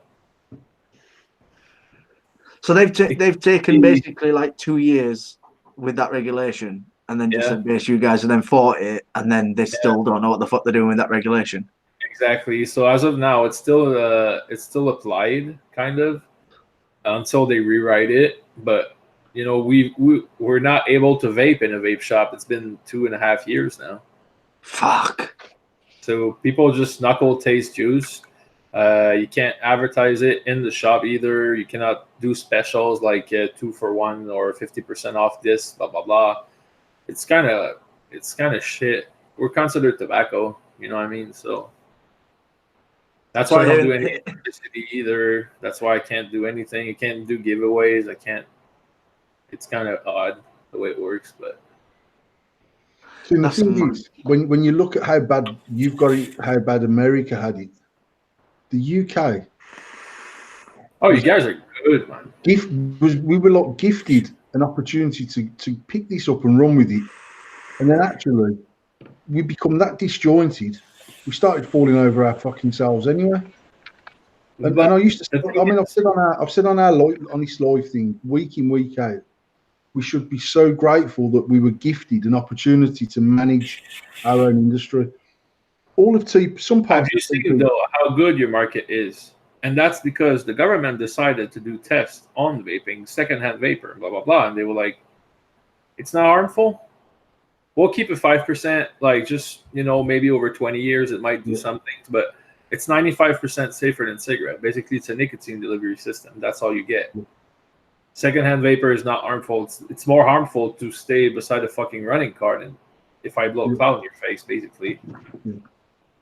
They did the test and they were like, all right, that's fine. Well, the 20 milligram thing I think is genius personally, as much as some people don't like it. We have issues with younger teenagers, let's say 15, 16 years old, that will trying to get a jewel because it's 50 milligram and just get a buzz off of it. And it's not reflecting very well in the vape industries, but I was smoking cigarettes and I was 13 when I started. So is there really an epidemic though, Max? Like they always label it the child vaping epidemic. Is there really, from what you see and being living in that country, do you see an epidemic going on? I think from my perspective, being 31 years old, I started smoking at like 13 or 14 years old, about that age. And I was buying my packs of cigarette when I was 15, and the age was 18 here. It was more accessible, I think, than walking through a vape shop because all the vape shops I know will card anyone that looks under 25, just like any place that sells alcohol and whatnot. But convenience stores are getting some vape products, and sadly, they're not selling in that much of it. So I'm guessing they let a couple slip, but I wouldn't be surprised if the big tobacco companies are just grabbing the tickets and pay for them anyway. They don't care. You know what I mean? But as far as the industry goes, I don't think our children are at risk. You know what I mean? I started smoking at 14. My little brother started smoking at 16. And that's I'd rather see him fucking vape. You know what I mean? At least they're not getting fucking cancer out of it. But I don't agree with it. I'd rather be 18. But you know, all teenagers are fuck, man. You're just gonna do whatever the fuck they exactly want. what I said Anyway. to Tom. I was about 13 when I started smoking. By the time I left school, I was smoking 20 cigarettes a day. By the time I was 25, I was smoking 40 cigarettes a day. When I started vaping, I was smoking 60 cigarettes a day. That's me personally. And I know as a teenager, whenever that would have been many moons ago for me personally, 25 odd years ago, whatever it was, vaping would have, like they're saying it's become an epidemic, but they don't compare how many teenagers are no longer smoking. Like when I was a kid, I didn't have anything else to try. So I smoked. Just imagine that all those kids, instead of vaping, would have smoked. Yeah. Exactly. That's what I said. That's what I was saying a few weeks ago. Is that they like use it as a steering stick to say, "Oh my God, vaping's bad. It's converting all these teenagers to vape." How many of them fuckers would be smoking if they didn't have an option to vape? They would, because the person that smokes would smoke. Yeah. And the person that vapes is the person that would have smoked if the vape wasn't available. In my opinion. The thing is, it will take about, I think, personally, about 5 to 10 years before we see changes as far as like tobacco companies will just stop doing tobacco at all. But it will get there. It's like, they legalized cannabis here. Yep. Weed's legal, okay? And I saw people on my fucking Facebook, oh, our kids. Fuck off, okay? Now it's government regulated. You walk in there. I'm 32 years old. I have a fucking beard, and they still card me. They card everyone walking through that fucking door. I never saw a fucking dealer card any kid. They don't give a shit, mate. Do you know what I mean? So, what the fuck? Our kids, what? What? He's not going to buy from the dealer on the corner of the street? It's the same shit. The dealer on the corner of the street might go out of business because he's not selling as much, though. Which is good for you kids. Do you know what I mean? So what's the situation with weed now, Matt, as far as dealers versus legalized? I mean, is there a price difference, except or quality, or? I mean, quality is tested. Here in Quebec, they're stupid as fuck. They'll put a 3.5 gram of dry weed in a big tub, like this big and this tall. And charge an extra fucking $90 because it's in one of them tubs. No, but them tubs don't even have any moisture regulation or whatever. So since there's so much air packed in it, when you open it, it's like crunchy fucking dry. They don't know what the fuck they're doing, bro. The first day, they sold out within 2 hours. It took months. They started opening. At first, they were open 7 days a week, and then it was 3 days a week. Now it's 4 days a week. They can't supply the demand. So that's why, I mean, dealers are still probably making money because growing licenses are more available. And I mean, how can you track a fucking plant? You know what I mean? This plant gave me 1 pound.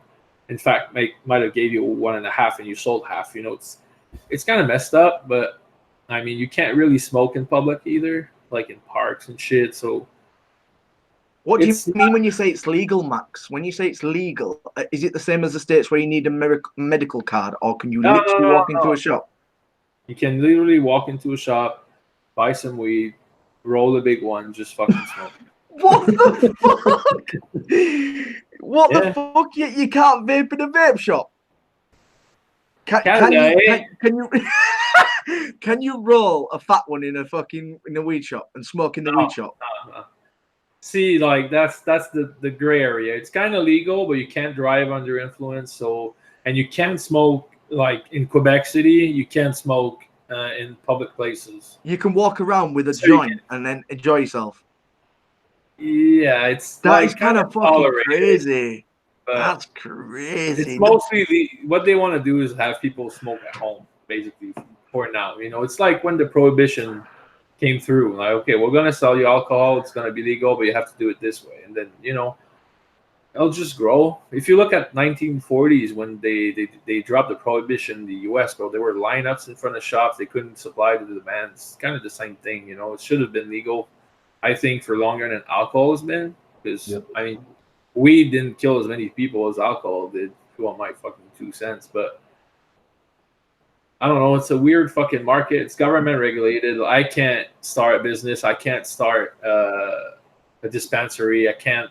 I have to buy a fucking farm, grow weed, and then sell it to them basically at fucking discount rates. So right now it's the beginning of something, I guess. That's crazy, man. To think that you could walk into a shop, buy a big bag of fucking skunk, but you can't go into a vape shop and fucking vape. That is just, and then my mind starts ticking, and I go, well, it's government fucking funded. They're losing money on tobacco, so let's make people smoke weed. Fuck vaping. It's some other way to get money. That just fucks me up in my head.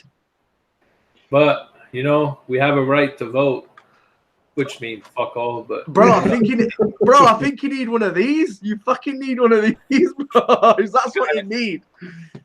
Max, you need to every time I fucking go to the UK, I don't want to come back home. I mean, I'll be honest. Right now, it's starting to be nice outside, and the summer is going to be amazing. I'm going to enjoy my time here, but I fucking hate winter. I fucking hate. So get a place over here. Get a passport. Get 6 months over here. 6 months in fucking Canada.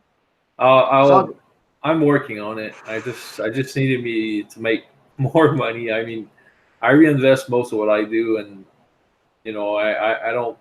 I'm the type of guy that lives to the fullest. I mean, you can die tomorrow. You never fucking know. So I'm not the type of guy that just piles up money in an account and just my precious. One day I'll be able to fucking buy a house cash or whatever. I don't give a fuck. I live as much as I can while I can, and start saving. You can get a yacht next to Paul's. You can't see more yacht, mate. It's beyond James Bird.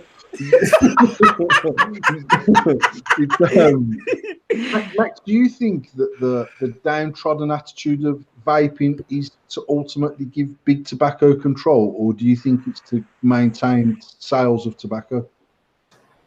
Sales, no, they know for a fact tobacco sales are down. They're down about, in the US and Canada, I think it's about 30 to 40% within the last 5 years since vaping was introduced. As more people started quitting because they actually know it's bad for them now, and they have a better solution, I guess, and they know it's going to fade out. But the thing is, they've been studying us, bro, for 6 years, 7 years. They've been watching the market. They've been watching what we do, and that's why they just swoop in, basically. And they'll be available more widely, because you go buy a fucking beer at a convenience store, you can pick up a Vipe or a fucking Juul or whatever, As walking into a vape shop is more of a commitment. It's more of like shopping for high-end clothing or whatever, You have to go to a certain place and then get advice. But I hope their shit's still going to stay shit, because it is. If you tried any of their flavors, they're all shit. I don't know who the fuck mixes for them. Guys should be fired. Fuck. But you said they're watching. They're going to be knocking on your fucking door. I don't care. Come in. Better have a big fucking check. Cause me and Max are like 2 peas in a pod. No, I mean, I can remember saying about 2 years ago, I didn't understand why big tobacco hadn't already sort of started stomping. And then actually about 3 or 4 months ago, I remember saying on our show, actually all they've done is they've used us as a guinea pig for 6 years to grow our industry, educate our customers, educate the people, take it mainstream across social media worldwide, get everyone to understand and believe that vaping's the way to go. And the minute we've got it right at the pinnacle, they'll come in and buy the fucking lot and just kick us to the curb. And I'd never really thought about it in that way before. I kept thinking they think it's just a hobby. They think it's going to die out. They're going to rely on the tobacco. But actually, I think they just thought, listen, we're still making billions of pounds. Let them fucking monkeys do what they're doing. Let them convert the masses. and then we'll take over when the time's right, and that's pretty much the way. That's what they did, bro. You know how many millions they make a day on tobacco? Too many. It's Really? It's $25 million of profit a day. Tobacco sales, that is worldwide. It's 25 million profit a day. Do you imagine? Go back 50 years, bro. They've been doing this shit for so long. How much fucking money these guys got? You know what I mean? It's insane. You know, they can't buy the whole fucking market if they want. They could just walk into the expo and be like, here's a fat check, here's a fat check, just to close the businesses down. You sign here, you don't have to you cannot do anything vaping related after I bought to you. Fuck off. And then you have a big business like fucking James or whatever, we're gonna buy your business for 40 million, keep you there for $1 million a year for 2 or 3 years. They've been doing it in the US. Yeah, you show us how it works, and then we'll take over. Yeah. It's just how the world works, sadly. We pay more for fucking bottled water than fucking gasoline. We don't fucking see that shit. It's fucking stupid, but I don't know. It's just the way it is. That's why I just keep focusing on my shit. And yeah, but the question I've got is, will they ever try to take the mix side of things? Will they take the hobby side of that? I believe they have no interest in it. So I think that part of the market will always stay. Yeah, I think so too.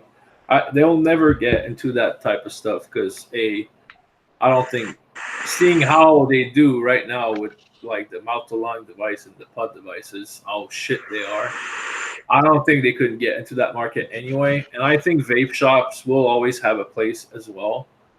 And you've seen their booth in Vapor Expo. Nobody gives a fucking shit about Vipe or fucking IQOS or Oikos or whatever bullshit tobacco sticks they were selling in. Nobody gives a shit. They know we've been paying them to give us cancer for fucking years. Who's gonna give them money now? You know what I mean? It's not, I don't know. As far as the industry go, I don't think they'll have a good breakthrough. It's gonna be like convenience stores and just shit vapes, and that's where it's gonna stay. And I think it's just gonna make us more customers to serve down the road.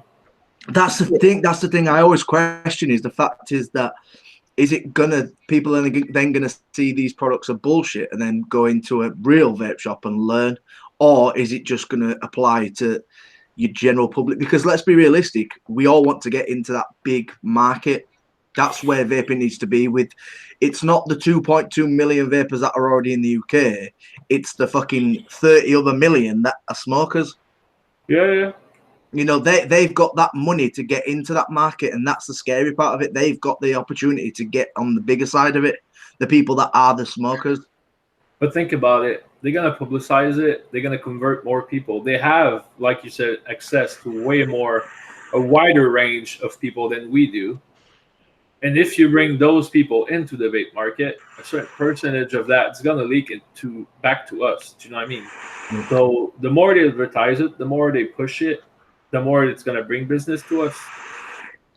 And that's why they're starting to buy bigger distros and whatnot, because it's just logic for them to ultimately they're buying people's fucking mailing lists is what they're buying, isn't it? They're buying people, not even the business.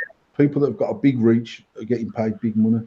And like you say, I know a couple of people that are currently on NDAs where they've actually sold and they're still employed and they're earning fucking fat salaries, one for 2 years, one for 2.5 years. And their business is sold, but they're still fronting it. My honest thoughts are that he's sometime over the next 18 months to 2 years, is that one day, bam, they're just gonna, everything will sort of come home to roost about who has sold out, who no longer owns their business but big tobacco in it, and it will be a 90% share of this fucking industry. We'll see we'll cross the bridge when we get there. That's my train of thoughts. I don't try to think about it too much. I'm lucky enough to be in an amazing pod device. Some of my juices are, and they're doing phenomenal with it, and really happy with the way it's going. And I have a foot in the door on that side, and I'm trying to keep it open as much as I can. I'm working on flavors for them right now and stuff like that. And I'll always keep doing mechs. It's just because it's what I like. It's what I do. It's what I enjoy to do. And I mean, if I get a mud out one day and it doesn't sell, well, I'm done. You know what I mean? But thus far, it's always been growing. So Gavin said, "There's not the margins in mechs like pods. Why would they? Why they? That's why they wouldn't branch out."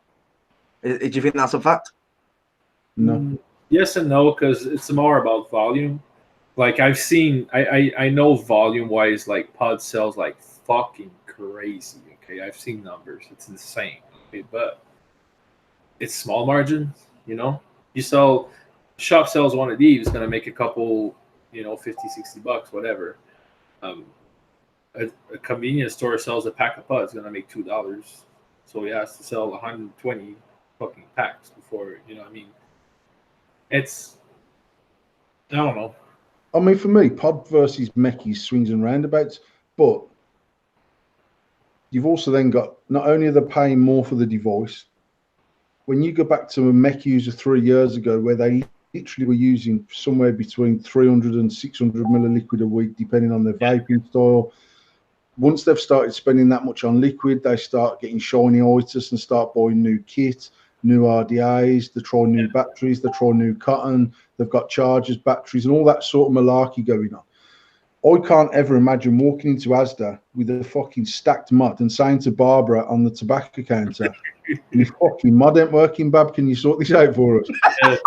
And Barbara putting her fucking gloves on and fucking saying, "What sort of shitty build have you got in this?" And fucking my fucking RDA for me, because it'll just never happen.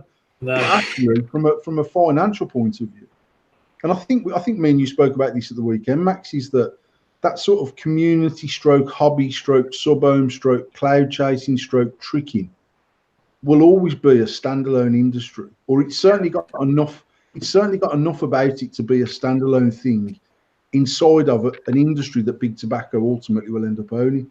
Yeah. And it's that bit that I want to keep hold of, because that's the bit that I enjoy. Yeah, me too. It's the same. So look, our vape shop, as it stands at this minute in time, both of the shops, going back 5 years ago when we opened the first shop, and it was a vape shop where people came just to buy vape stuff, and then they spent hours in there, and then they progressed their journey, and they spent time and time and time in the shop, and their friends met them at the shop. If we go forward 4 years, we have people walk into our, even mech users walk in, can have a bottle of that, can have a roll of that wire, 2 batteries, pay the bill, fuck off out. Yeah. And the whole sort of ethos in a vape shop is different. Well, our shop could literally be selling milk, bread, pop, anything. It could just be another convenience store, by and large, because it's just become somewhere people come to buy their shit. 4 and 5 years ago, it was that new and that sort of excitable that they would stay there for 2 hours just to talk about the fact that they've not been smoking, that they've tried this new tank, that they've tried this new liquid. Yeah. And I believe that can still be there, but more centered around the hobbies vapor that just uses a mech mod by and large because they enjoy using a mech mod. It all comes down, personally, I think it all comes down to staff, the shop employees. Are they using mech? Are they still passionate about what they do? Because some of them have been there for 2-3 years and they lost that flame as well.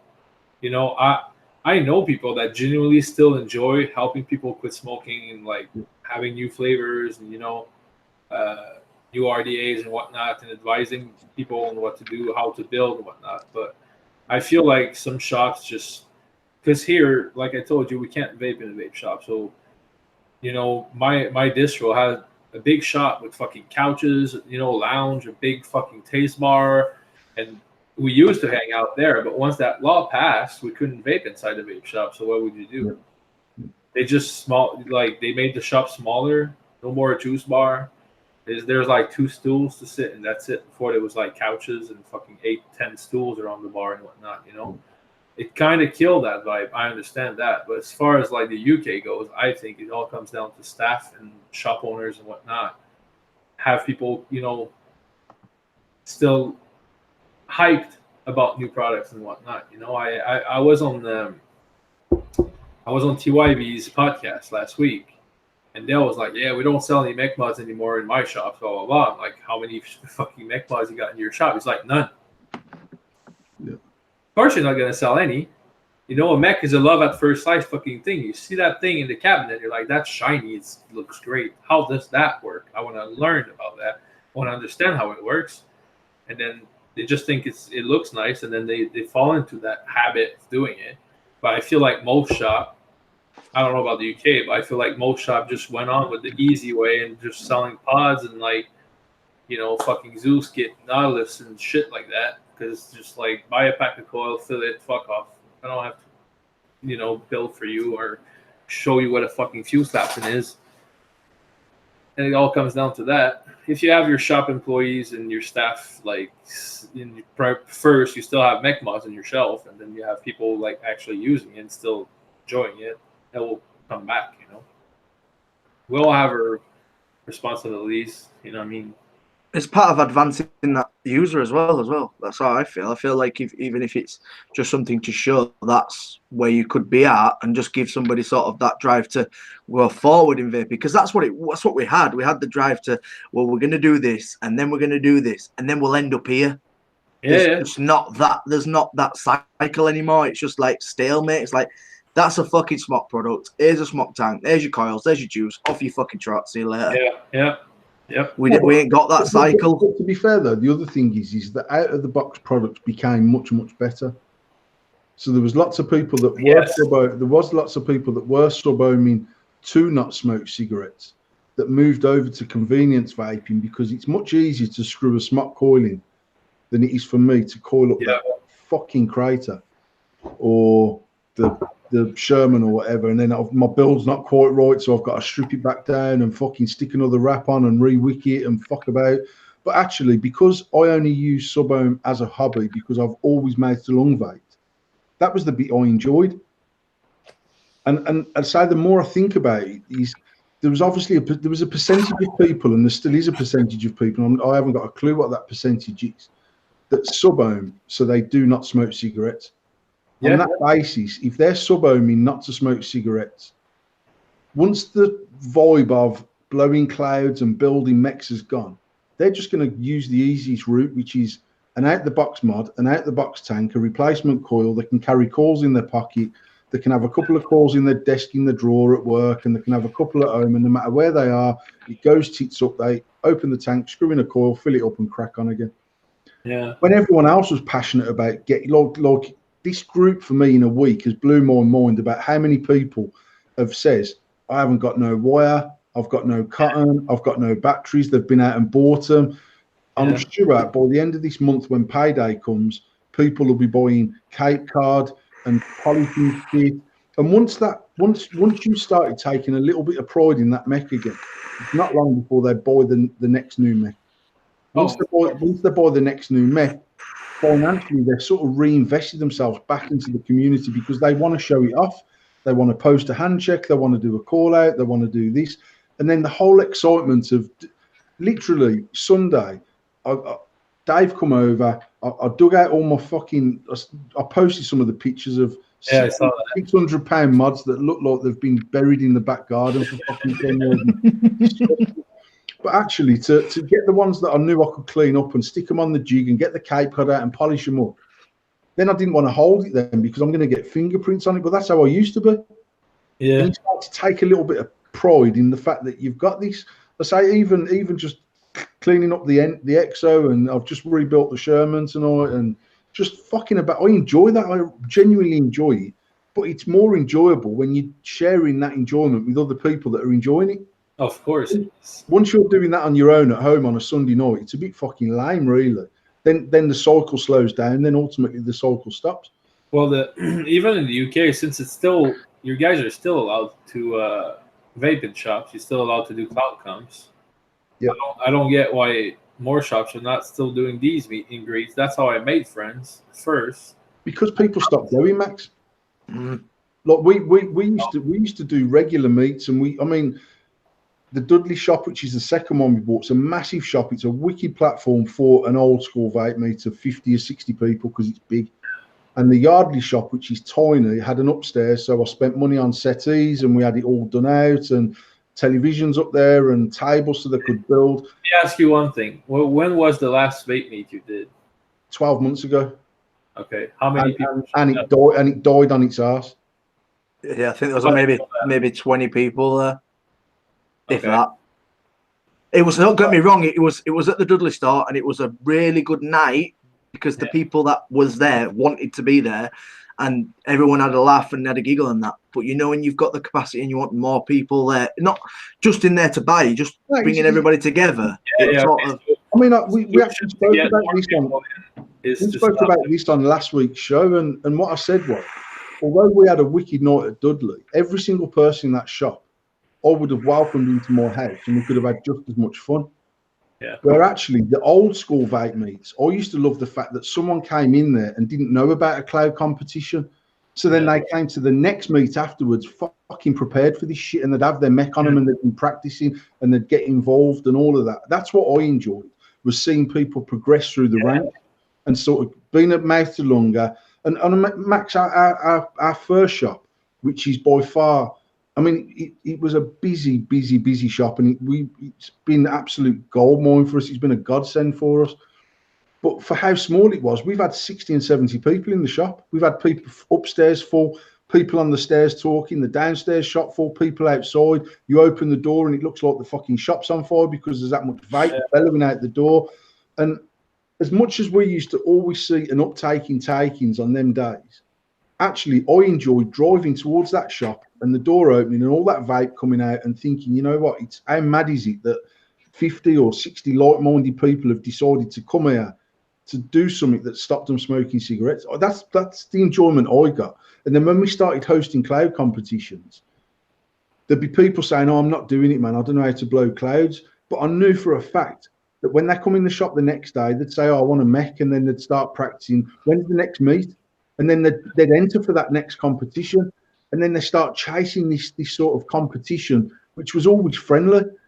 And then it was a bit like, because I was saying to Ollie, really, like for how big a name Ollie was in the cloud chasing in the UK, because he started squonking and then ultimately went from a 0.15 build up to a 0.2 to a 0.3 to a 0.45. He starts mixing in different circles on social media.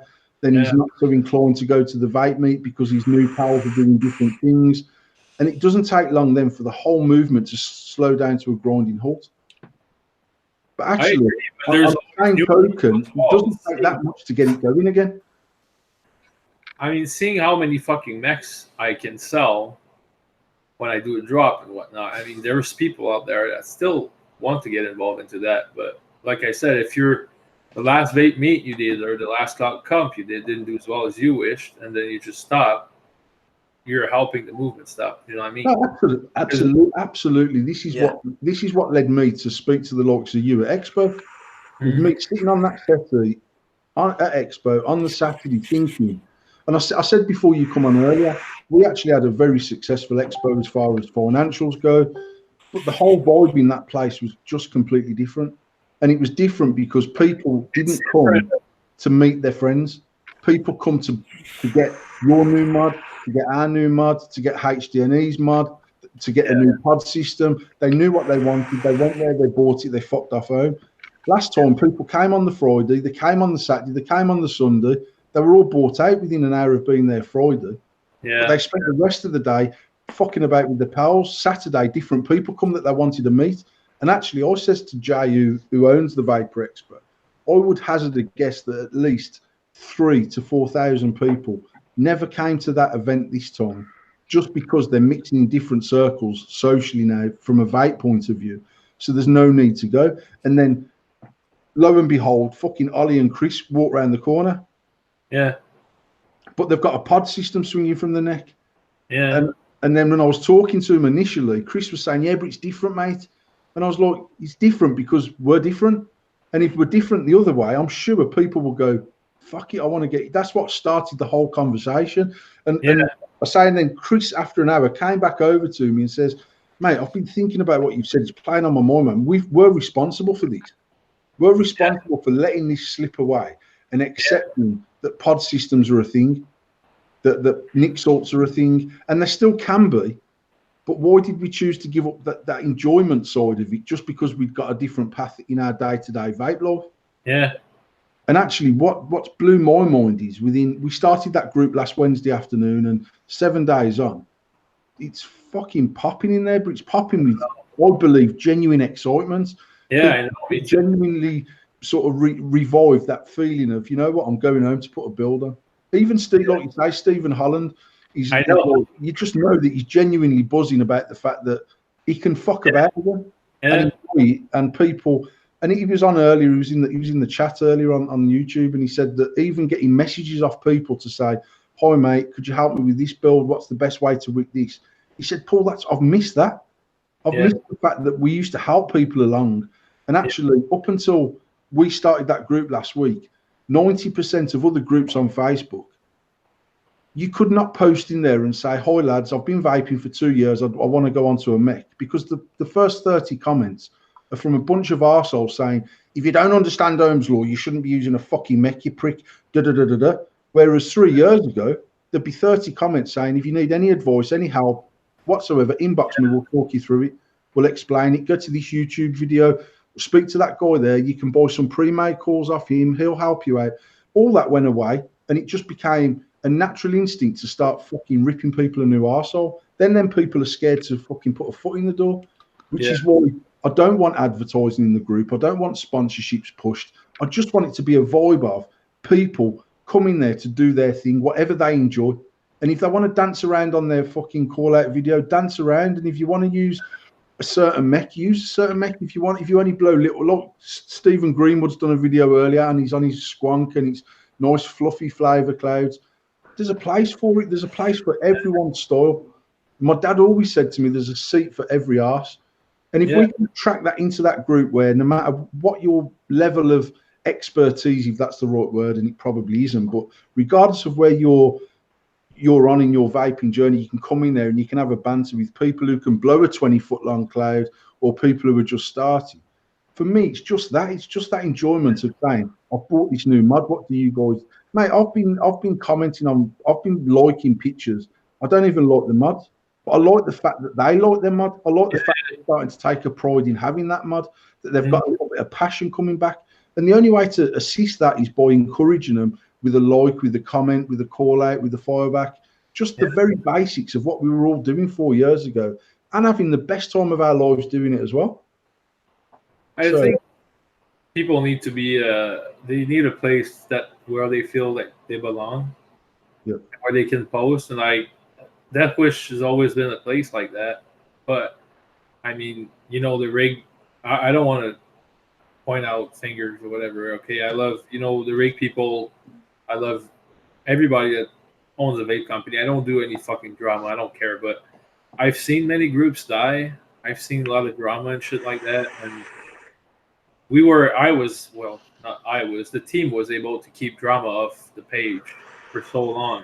You know, it's been over 2 years now, as much as they can. And it's always been good vibes only. And I think we needed that, a group where anyone from any mech background can hop to and actually share whatever they like. Either it's rig or rogue or whatever. I don't care. Like, I'm happy that we have a place where we can all fucking, you know, enjoy ourselves and fuck around. I'm glad that all the vape companies, like the mod companies we spoke about at Expo, jumped on it and really, like, you know, there's a bit of everyone in that group, and I love it. And nobody's shooting shit at each other for using that type of fucking mod or whatever. You know, it's just, I don't know. I like it. I'm happy with it. I'm glad we did it. And I'm looking forward to that comp in October. You need to hype this shit up. Shush! Shush! I want to the store right now. Shush!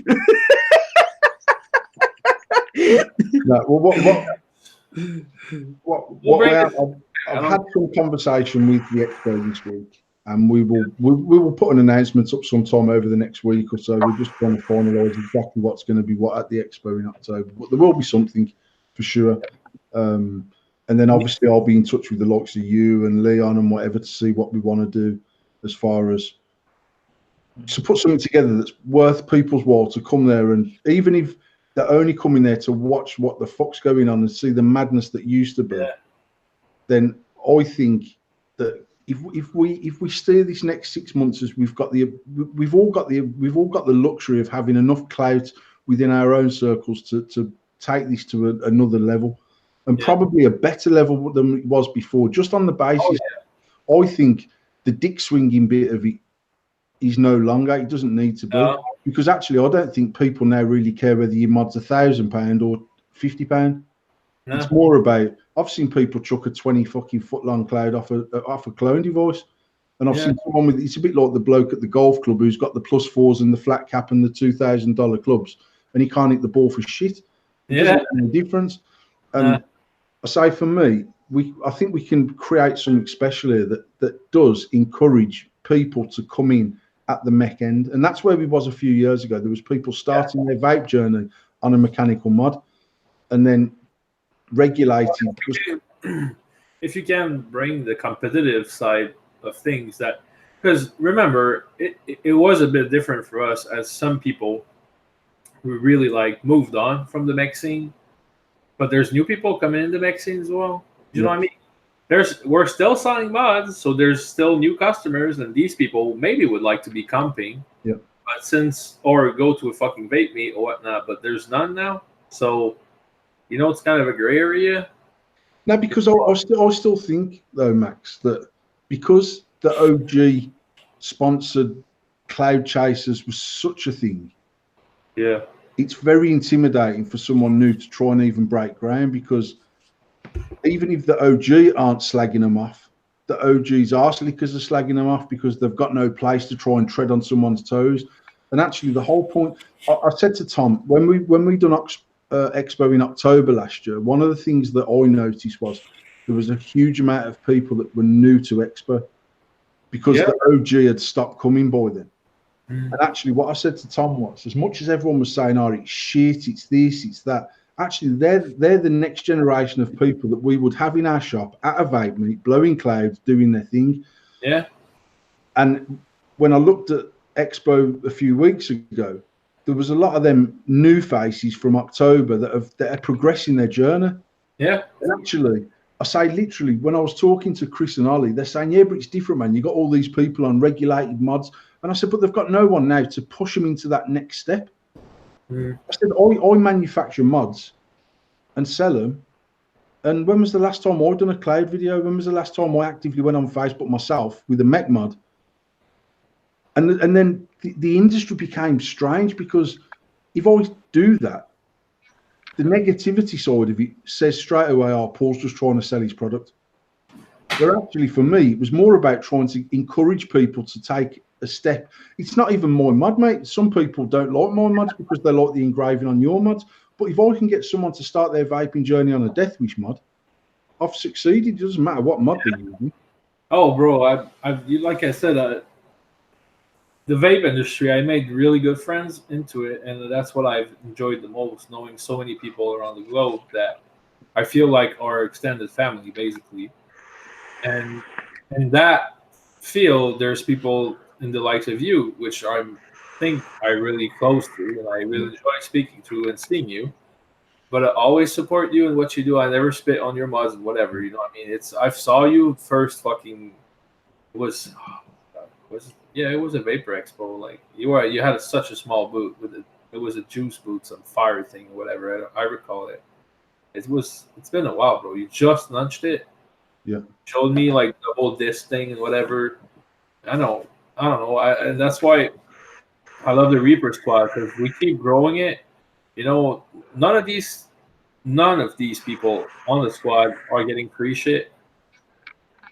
They all pay for their mods. Of course, they have a discount and whatnot, but they're there because they support the brand. They support the thinking that I have. They enjoy each other's company. They enjoy seeing each other in expos and whatnot. You've seen Kimberly and Derek and Eric that came from, wherever, Ali from Dubai. And I love that these people are not getting a bigger head either.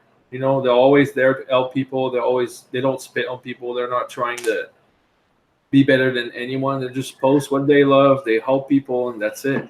That's how it should have been the whole time. But I understand that some people got, quite a big head out of it. But I mean, you're a cloud chaser, you're sponsored by a mod company, you're on Instagram, like 99.8% of the world doesn't give a fucking shit. You know what I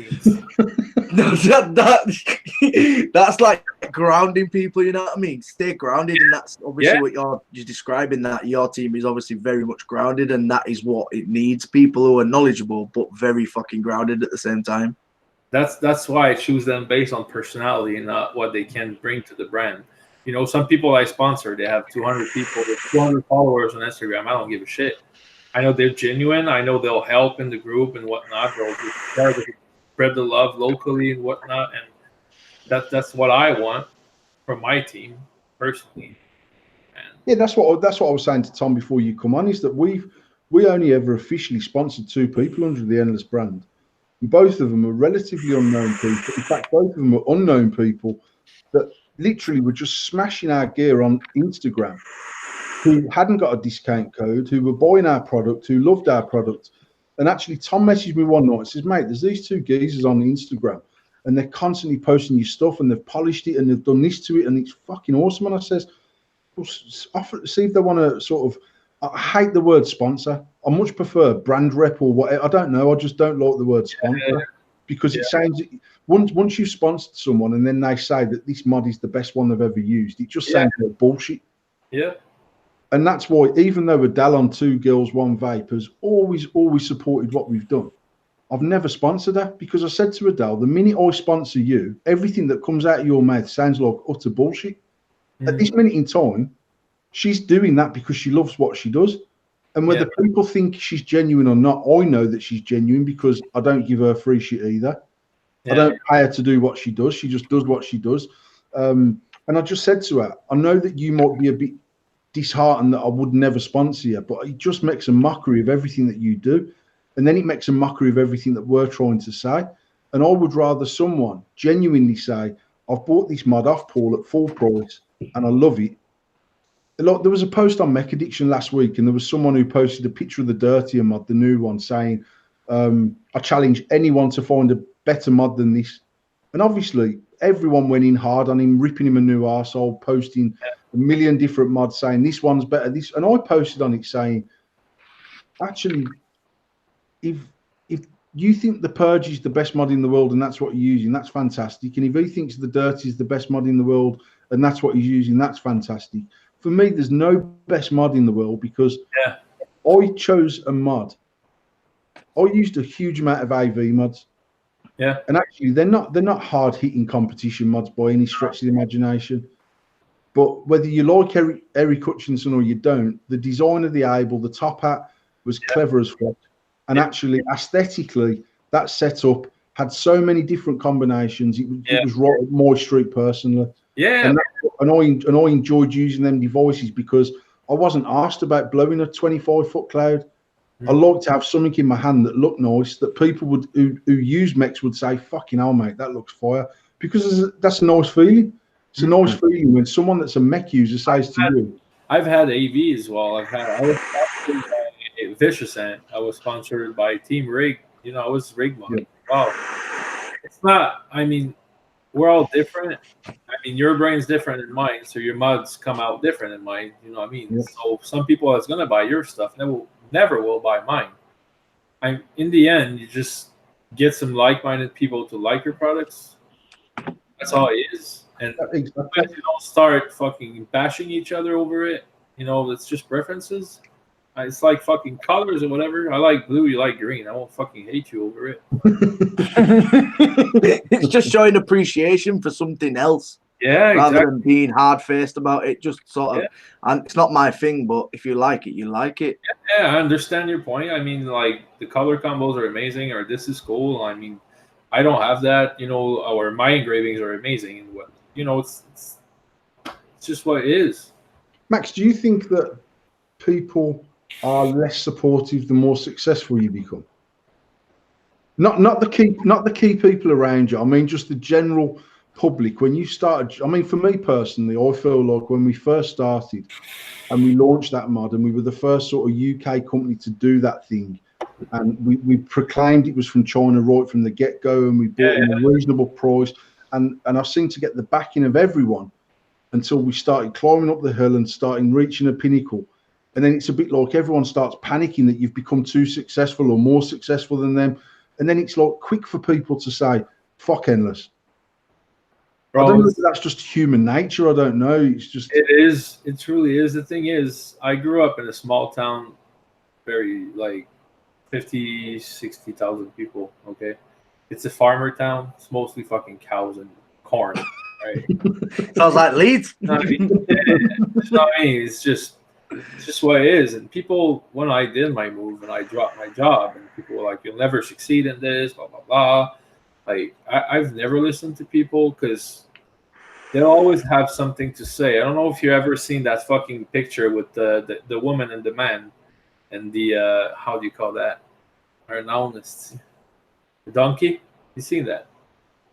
If the woman's sitting on the donkey and the man's walking by its side, people pass by, they're like, "Oh, we know who's wearing pants at home," and then the man is on it and the woman's on walking beside it. They're like, "Well, you know, he's not treating his wife correctly." And then the two of them on the fucking donkey, and they say like, "Well, poor fucking donkey." Two people, fucking people are walking by the donkey, and they're like, "How fucking stupid they are! They should be riding on the donkey." How is that fucking something to say? Do you know what I mean? Whatever you do, so if people stop supporting you because they're jealous, you know, I hate when people tell me like, "You're so fucking lucky, you travel all the time, you got this, blah blah blah." I mean, yeah. But I dropped a fucking $75,000 job, and I went back to live with my fucking mom to save money for 6 months. I didn't have a fucking salary, and I pushed my shit. You know, I took the gamble that some people will never have the balls to take, and then these people think they deserve it as much as I do, but they don't because they didn't put their fucking balls on the fucking chopping board like I did. You cannot say it's luck. You can be jealous if you want, but you're just jealous of what you're not doing yourself, basically. Everybody has the potential to be doing what we do. And whoever knows me, you know, will, I think, support me for the right reason. Because I am a face behind a brand. But, you know, when people pay thousands of fucking dollars to buy Supreme or Off-White shit, who they're giving the money to?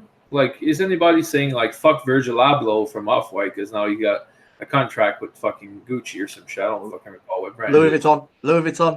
You know what I mean? He keeps doing his shit and people keep supporting him, but nobody knows him really. You know, you just see interviews and shit, and then he becomes that type of celebrity thing, which is odd because it kind of happened within the vape industry where people are put on the pedestal and like, "Oh my God, it's Max," and whatever. They just come and see me and like I'll chat with them for 5, 10, 15 minutes and they ask for a picture. I'm like, yeah, but in the end, I'm still the same fucking guy from that shit town that just cows and corn. You know what I mean? You can't be jealous of me. No, I mean, I've had loads of people say to me, "Fucking so lucky you are, look how successful that become." I mean, vaping generally has been very good for me. And I always said to them, "Look, the harder I work, the luckier I got, mate. It weren't something that fucking..." Yeah.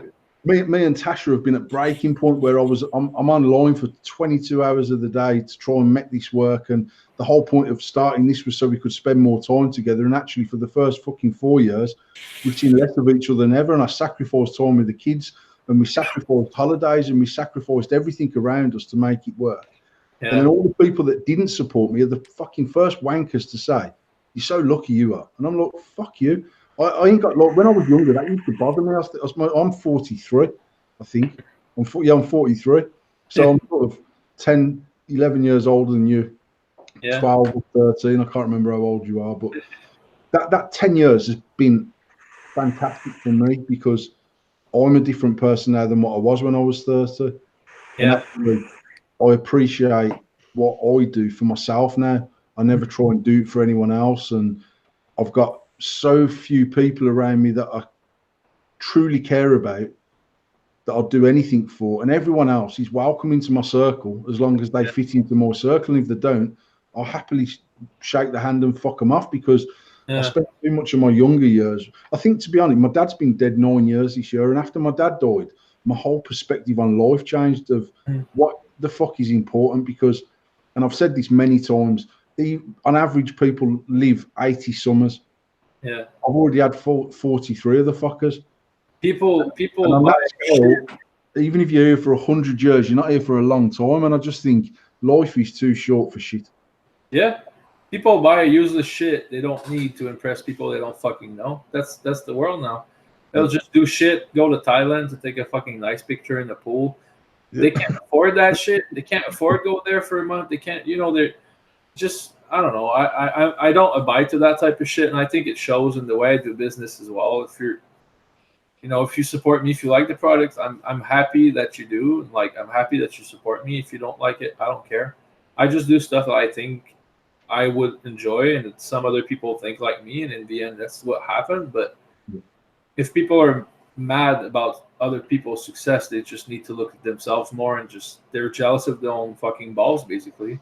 Have you always had that mindset, Max, or is that something you've learned over the years? My big breakthrough, maybe Paul was his dad dying, but me, I was with the same woman for 9.5 years, and as I grew up, I always did everything to be loved by everyone. You know what I mean? So I did a lot of stuff for other people, and I was acting a certain way and whatnot. I was not being myself, and I think most people go through that phase. I think some people just stay stuck in there for their whole fucking life. And me, I separated from that woman, and my friend circle kind of fell through with that. And it was a good thing because I had only 2 real close friends left, basically, that really helped me through this, and my parents, obviously. And it just showed me, like, whatever you do, the day you stop doing shit for other people, they just don't give a shit about you. So it'll just be me, and whoever is there for me, for who I am, not for what I bring to them. Or, I've had that thought process at one point, and I think it's important some people go through bad shit, I guess, so they can look at themselves and then just grow better. I don't know. I think we all. I'm not religious or whatnot. I think some people have past lives and have a more knowledge, a different perspective on life, and we just learn quicker than others. Some just don't. It's okay. I mean, I'm not perfect, but I'm happy the way I am and the way I do things, and I have zero regret. If I die tomorrow, I'll be fucking smiling, thumbs up. You know what I mean? I've lived my life to the fullest. I've done wrong to nobody, and the people that are by my side are there because I am who I am. That's it. I think that's why Max is one of my favourite people in the world. I mean, there's very, very few people that I meet that. I mean, I always feel when me and Max don't have a 10-minute conversation at Expo. We have 2-hour conversations at Expo. At least. but it's like a genuine. Like, there's not many people I speak to in my day-to-day life ever that I feel that I'm on a very similar level, just with just a natural thought process of how my mind ticks. And the people that I meet that are on that sort of same, just doing stuff that they love, doing stuff that they want to do, only caring about the people they need to care about. I just feel like them people are in a much happier place. Certainly that's where I am in my life. So yeah. I know the people that are important to me that I have to put as a priority, and that's a very, very small circle of people. I haven't got a big circle of friends, but I've got a massive circle of acquaintances. When I was 25, I thought I had thousands and thousands of friends. Actually, I had no fucking friends, mate. My best friend, I'm lucky enough that I'm married to, and I know it sounds cheesy as fuck, but genuinely, that's just the way it is. And there's a few people that I could phone up. I think last week on the show, if I had a body in my kitchen, there's a couple of people I could phone up to come and dispose of that body, and no one would ever know it had been there. And that's all the friends I need is just the handful of people that are around me. That doesn't mean that I can't interact with other people and I can't enjoy other people's company. I've just learned as I've got older to do exactly what you just said. Trying to make everyone happy, trying to make everyone love me, trying to be the perfect person, and ultimately the only person that I was sacrificing all of that was myself. Yep. And that is why me and I don't know. I've always had me and Max. I hate talking to you two. You always make me question my fucking life. It's a good thing, though. It's a good thing. I know some people. I know when I'm being like dead honest, like when we're having very straight conversation like this. I know there's people that go to think that I'm just saying it because it's what I should be saying. I'm trying to be this wonderful person. I know I'm far from perfect, but I do try and be able to go to bed every night and sleep with a clean conscience. Yeah. And if I fucked anybody, I can 99.9% guarantee I've just fucked them back. I didn't fuck them to start with. Yeah. You know what I mean? I'm not a vindictive person. I don't really hold grudges. As I've got older, it's easy just to take someone out of my life than it is to fucking go to war with them. Because when you put energy on that type of shit, you're just wasting it. Yeah. And you learn, like, if something worries you a lot, or you put too many negative thoughts onto something, you're just feeding the beast, basically. It just becomes bigger and it needs more fucking food, and it just keeps, you know what I mean? If you just cut that link, you're like, all right, it's done. You fucked me over. Fuck you. Just move on. And then life just get easier as you drop dead weight, basically. That's how I see it. My old man was he just had a huge bearing on my life, and he still does, really, because actually if there's one person that I always try and make sure that I'm doing the right thing by, it's my dad. I'd like to think he's up there watching down on me going, you know what, that was the right call, you made the right decision. And that's just something I've done from a young boy. I just admired him. But he always said to me that if something goes completely tipped up and wrong, no matter how devastated you are, you can either literally draw a line in the sand, or you can let that negative thing affect you tomorrow, the day after, next week, next month, next year, or you can just let it affect you once and deal with it and fuck it off and move on. Yeah. And for every day that you concentrate on something that isn't progressing your life is a day that you've wasted not progressing your own life. That's why jealousy is such a weird feeling for me, because I never do have jealousy towards anyone. It's just you know how you say James doing so well. I'm happy he's doing so well. You know, I mean, I know for a fact he deserved it. He's been grinding, and I know where he comes from, and like I love to see people around me get successful. That's why I helped Tom starting Sherman. I'll gladly help people that I feel deserve it. But if you're very negative and you're a jealous person, you just talk between people's back and just in general being a fucking dick, I just ignore you. I don't have anything to speak with you. I've used James as an example on this show many times, because we opened our shop before James, and I went to James' shop and we've done a lot of business together. But I said to Tom, I said it on the show not long ago, I can remember when James first opened his shop, and I'd be up there most days, whether I'd be buying stuff off him or we'd ordered stuff together. And I remember him saying, "Fucking hell, we've only took this much money." And I remember saying to him and his mum, "I 100% guarantee that you'll be successful in what you do, because just by talking to someone, you know that they've got that right mindset to do something properly, to do something successful, just to do it right." And and actually, I said it to you before, Max, that I never ever once sort of set where we wanted to be financially. I always set where I wanted to be personally. Yeah. As far as how successful we are, and actually a byproduct of that focus on success was money. And I feel like the people that concentrate on the money as the initial thing, they make stupid decisions chasing the pot of money.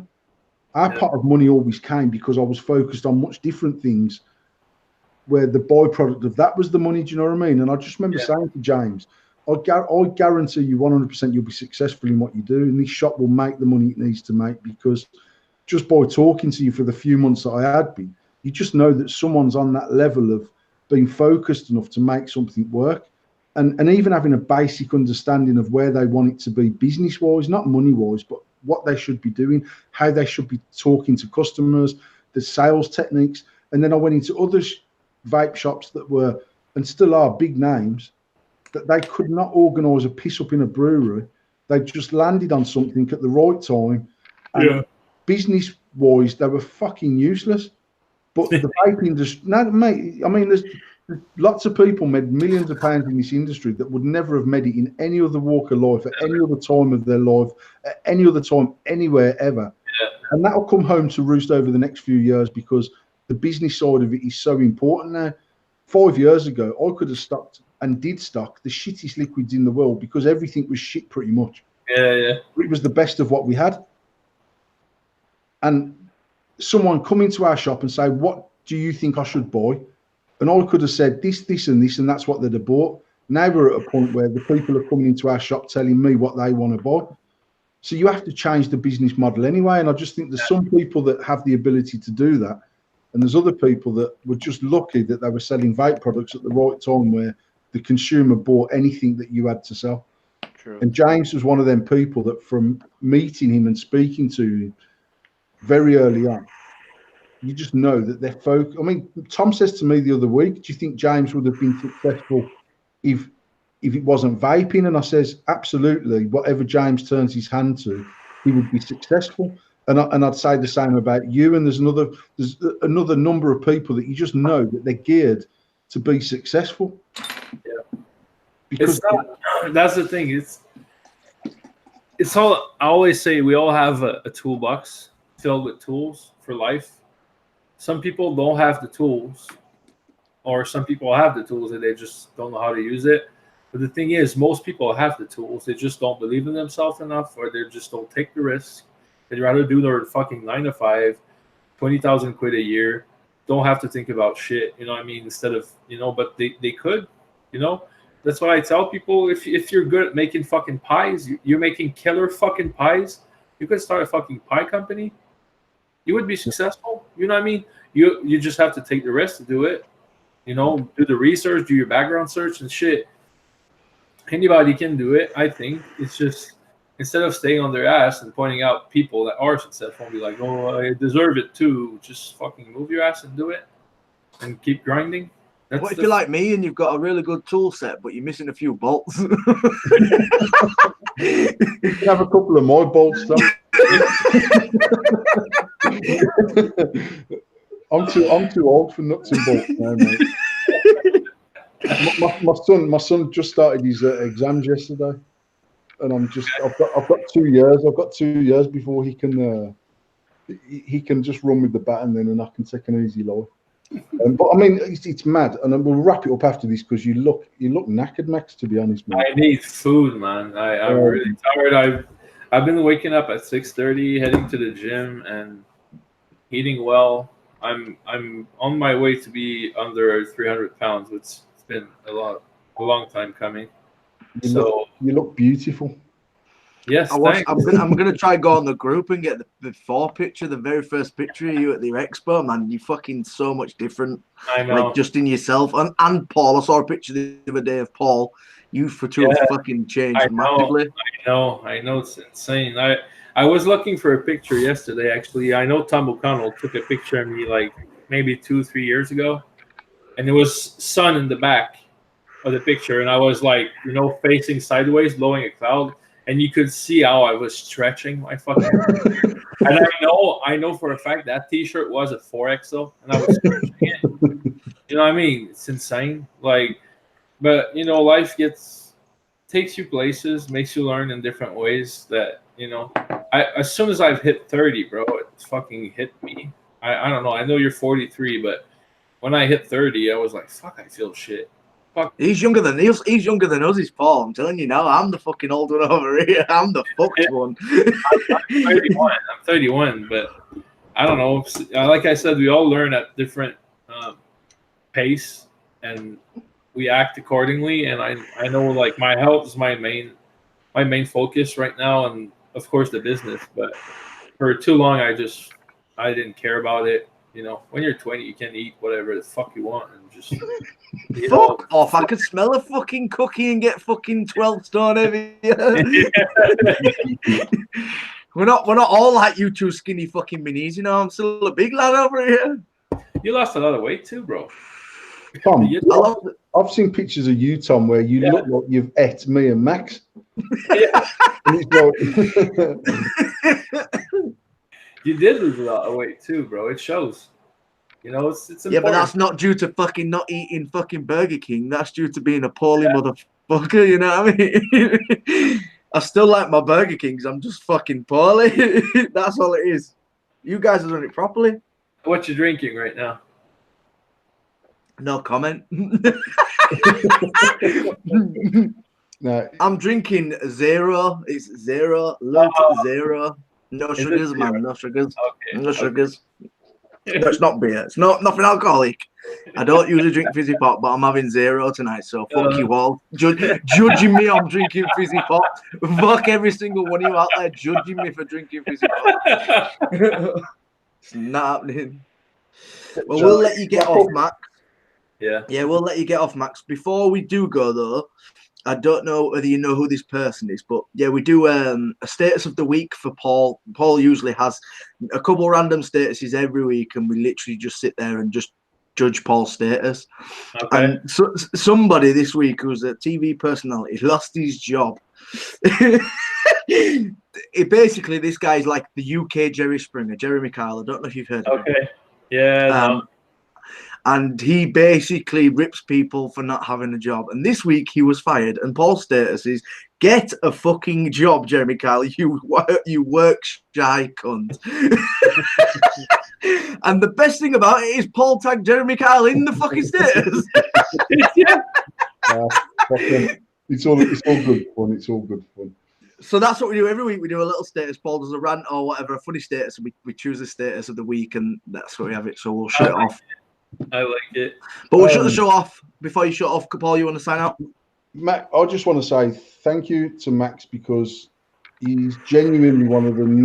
You know what? He's one of the most genuine people I've ever had the pleasure of speaking to. So that genuineness, his niceness, it's just honesty. It's all of them things that actually I admire in someone. So, and I appreciate the fact you took a couple of hours out of your life to spend it with us talking. I appreciate the fact that you've got behind the group and that's moving forward, and that can only benefit all of us. And then we need to knock heads about doing something if we can on the collab side of things, which would be awesome. But genuinely, just thank you for any support you've ever given us, and just the time that we've spent together chatting shit, putting the world to rights, expo after expo. Always means a lot to me. So thank you very much for joining. Well, renew that fucking passport of yours so you can cross the we can chill about, and I'll get you a bit. You may be gaining a stone, but it's gonna be worth it. I need to get myself a smoker as well. That's what I need. I need a meat smoker. Matt has convinced me I need to smoke meat. It's one of the wonders of nature, you know. It's just I used to take fucking pills for my stomach that I was allergic to, and it fucked me up for 2 years, bro. Now all I do is CBD with a very tiny touch of THC, and I'm good. You know what I mean? I got what I need: more exercise, eating better. It's just choices, man. But I'd really be glad to have you over. That's all I always say to my fucking friends across the pond. I'm like, I come here twice a fucking year. You can't even fucking see me. James, shots fired at you. I know you're not coming this year again, you motherfucker. But yeah, you know, it's just, if you ever come to Canada, I'll show you around. We'll have a blast. It's a beautiful country when it's not fucking snowing 3-4 months. Well, let Paul know when it's sunny because he needs a fucking holiday. So get him out there, get him on a holiday. Come this summer, bro. There we go, Paul. We'll have a brand new baby sometime at the end of July, early August. So this year is probably a no for us anyway. Come next month then. Come south, bro. You're gonna be fucked for years anyway. This is number 7, man. Another 6. It makes no difference now. That's insane. I can't even fucking handle owning a dog. You know, he's sleeping right there, bro. He's got 7 kids doing fucking what? You got full-time job and then a full-time fucking business and then 7 kids, bro. I don't know how you do it. I don't know. I really admire that. I'm just saying it out loud. It's just amazing. Yeah. It's all good, man. It's all good. Hashtag for have a goals. You know what? It's hashtag doesn't know when to pull out.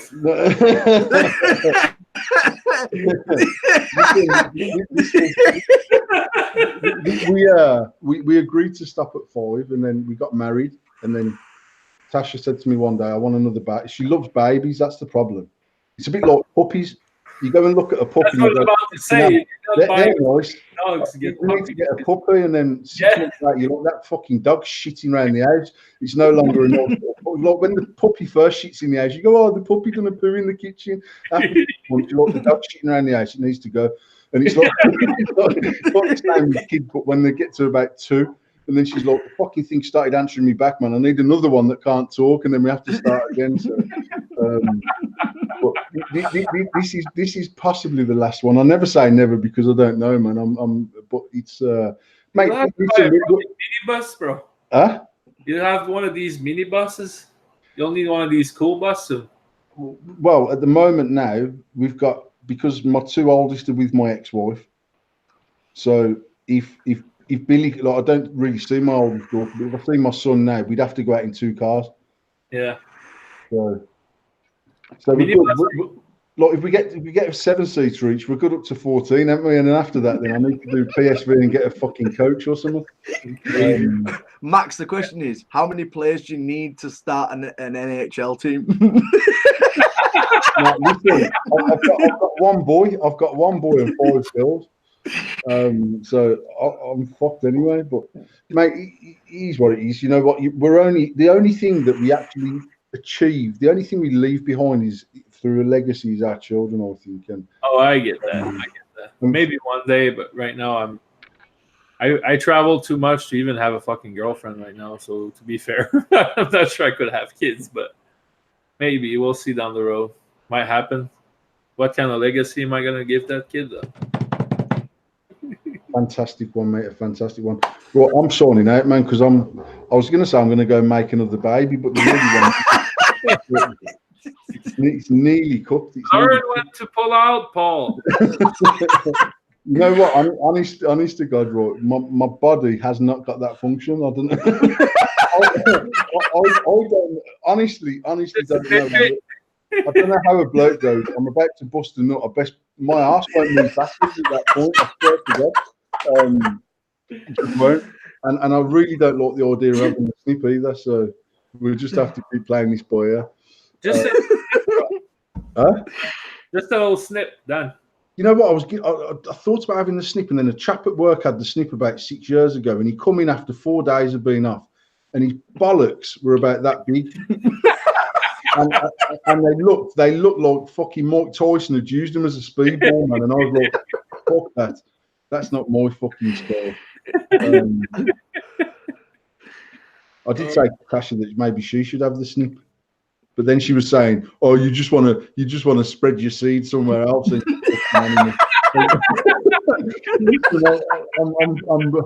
I'm happy in my nest, man. I'm happy here. It's all good, man. It's all good. All right. Matt, honestly, thank you very, very much for joining us. Absolute pleasure. Tom, thank you for doing everything you do week in, week out on the show. Because I don't do anything. I just turn up. I just click on the link, and here I am. I don't even know where we are right now. So yeah, don't worry. Just X in the corner, and we'll shut off the show. But yeah, thanks, guys. Thanks, guys, and make sure you like, make sure you subscribe, and we'll see you all next week. Take it easy. Peace.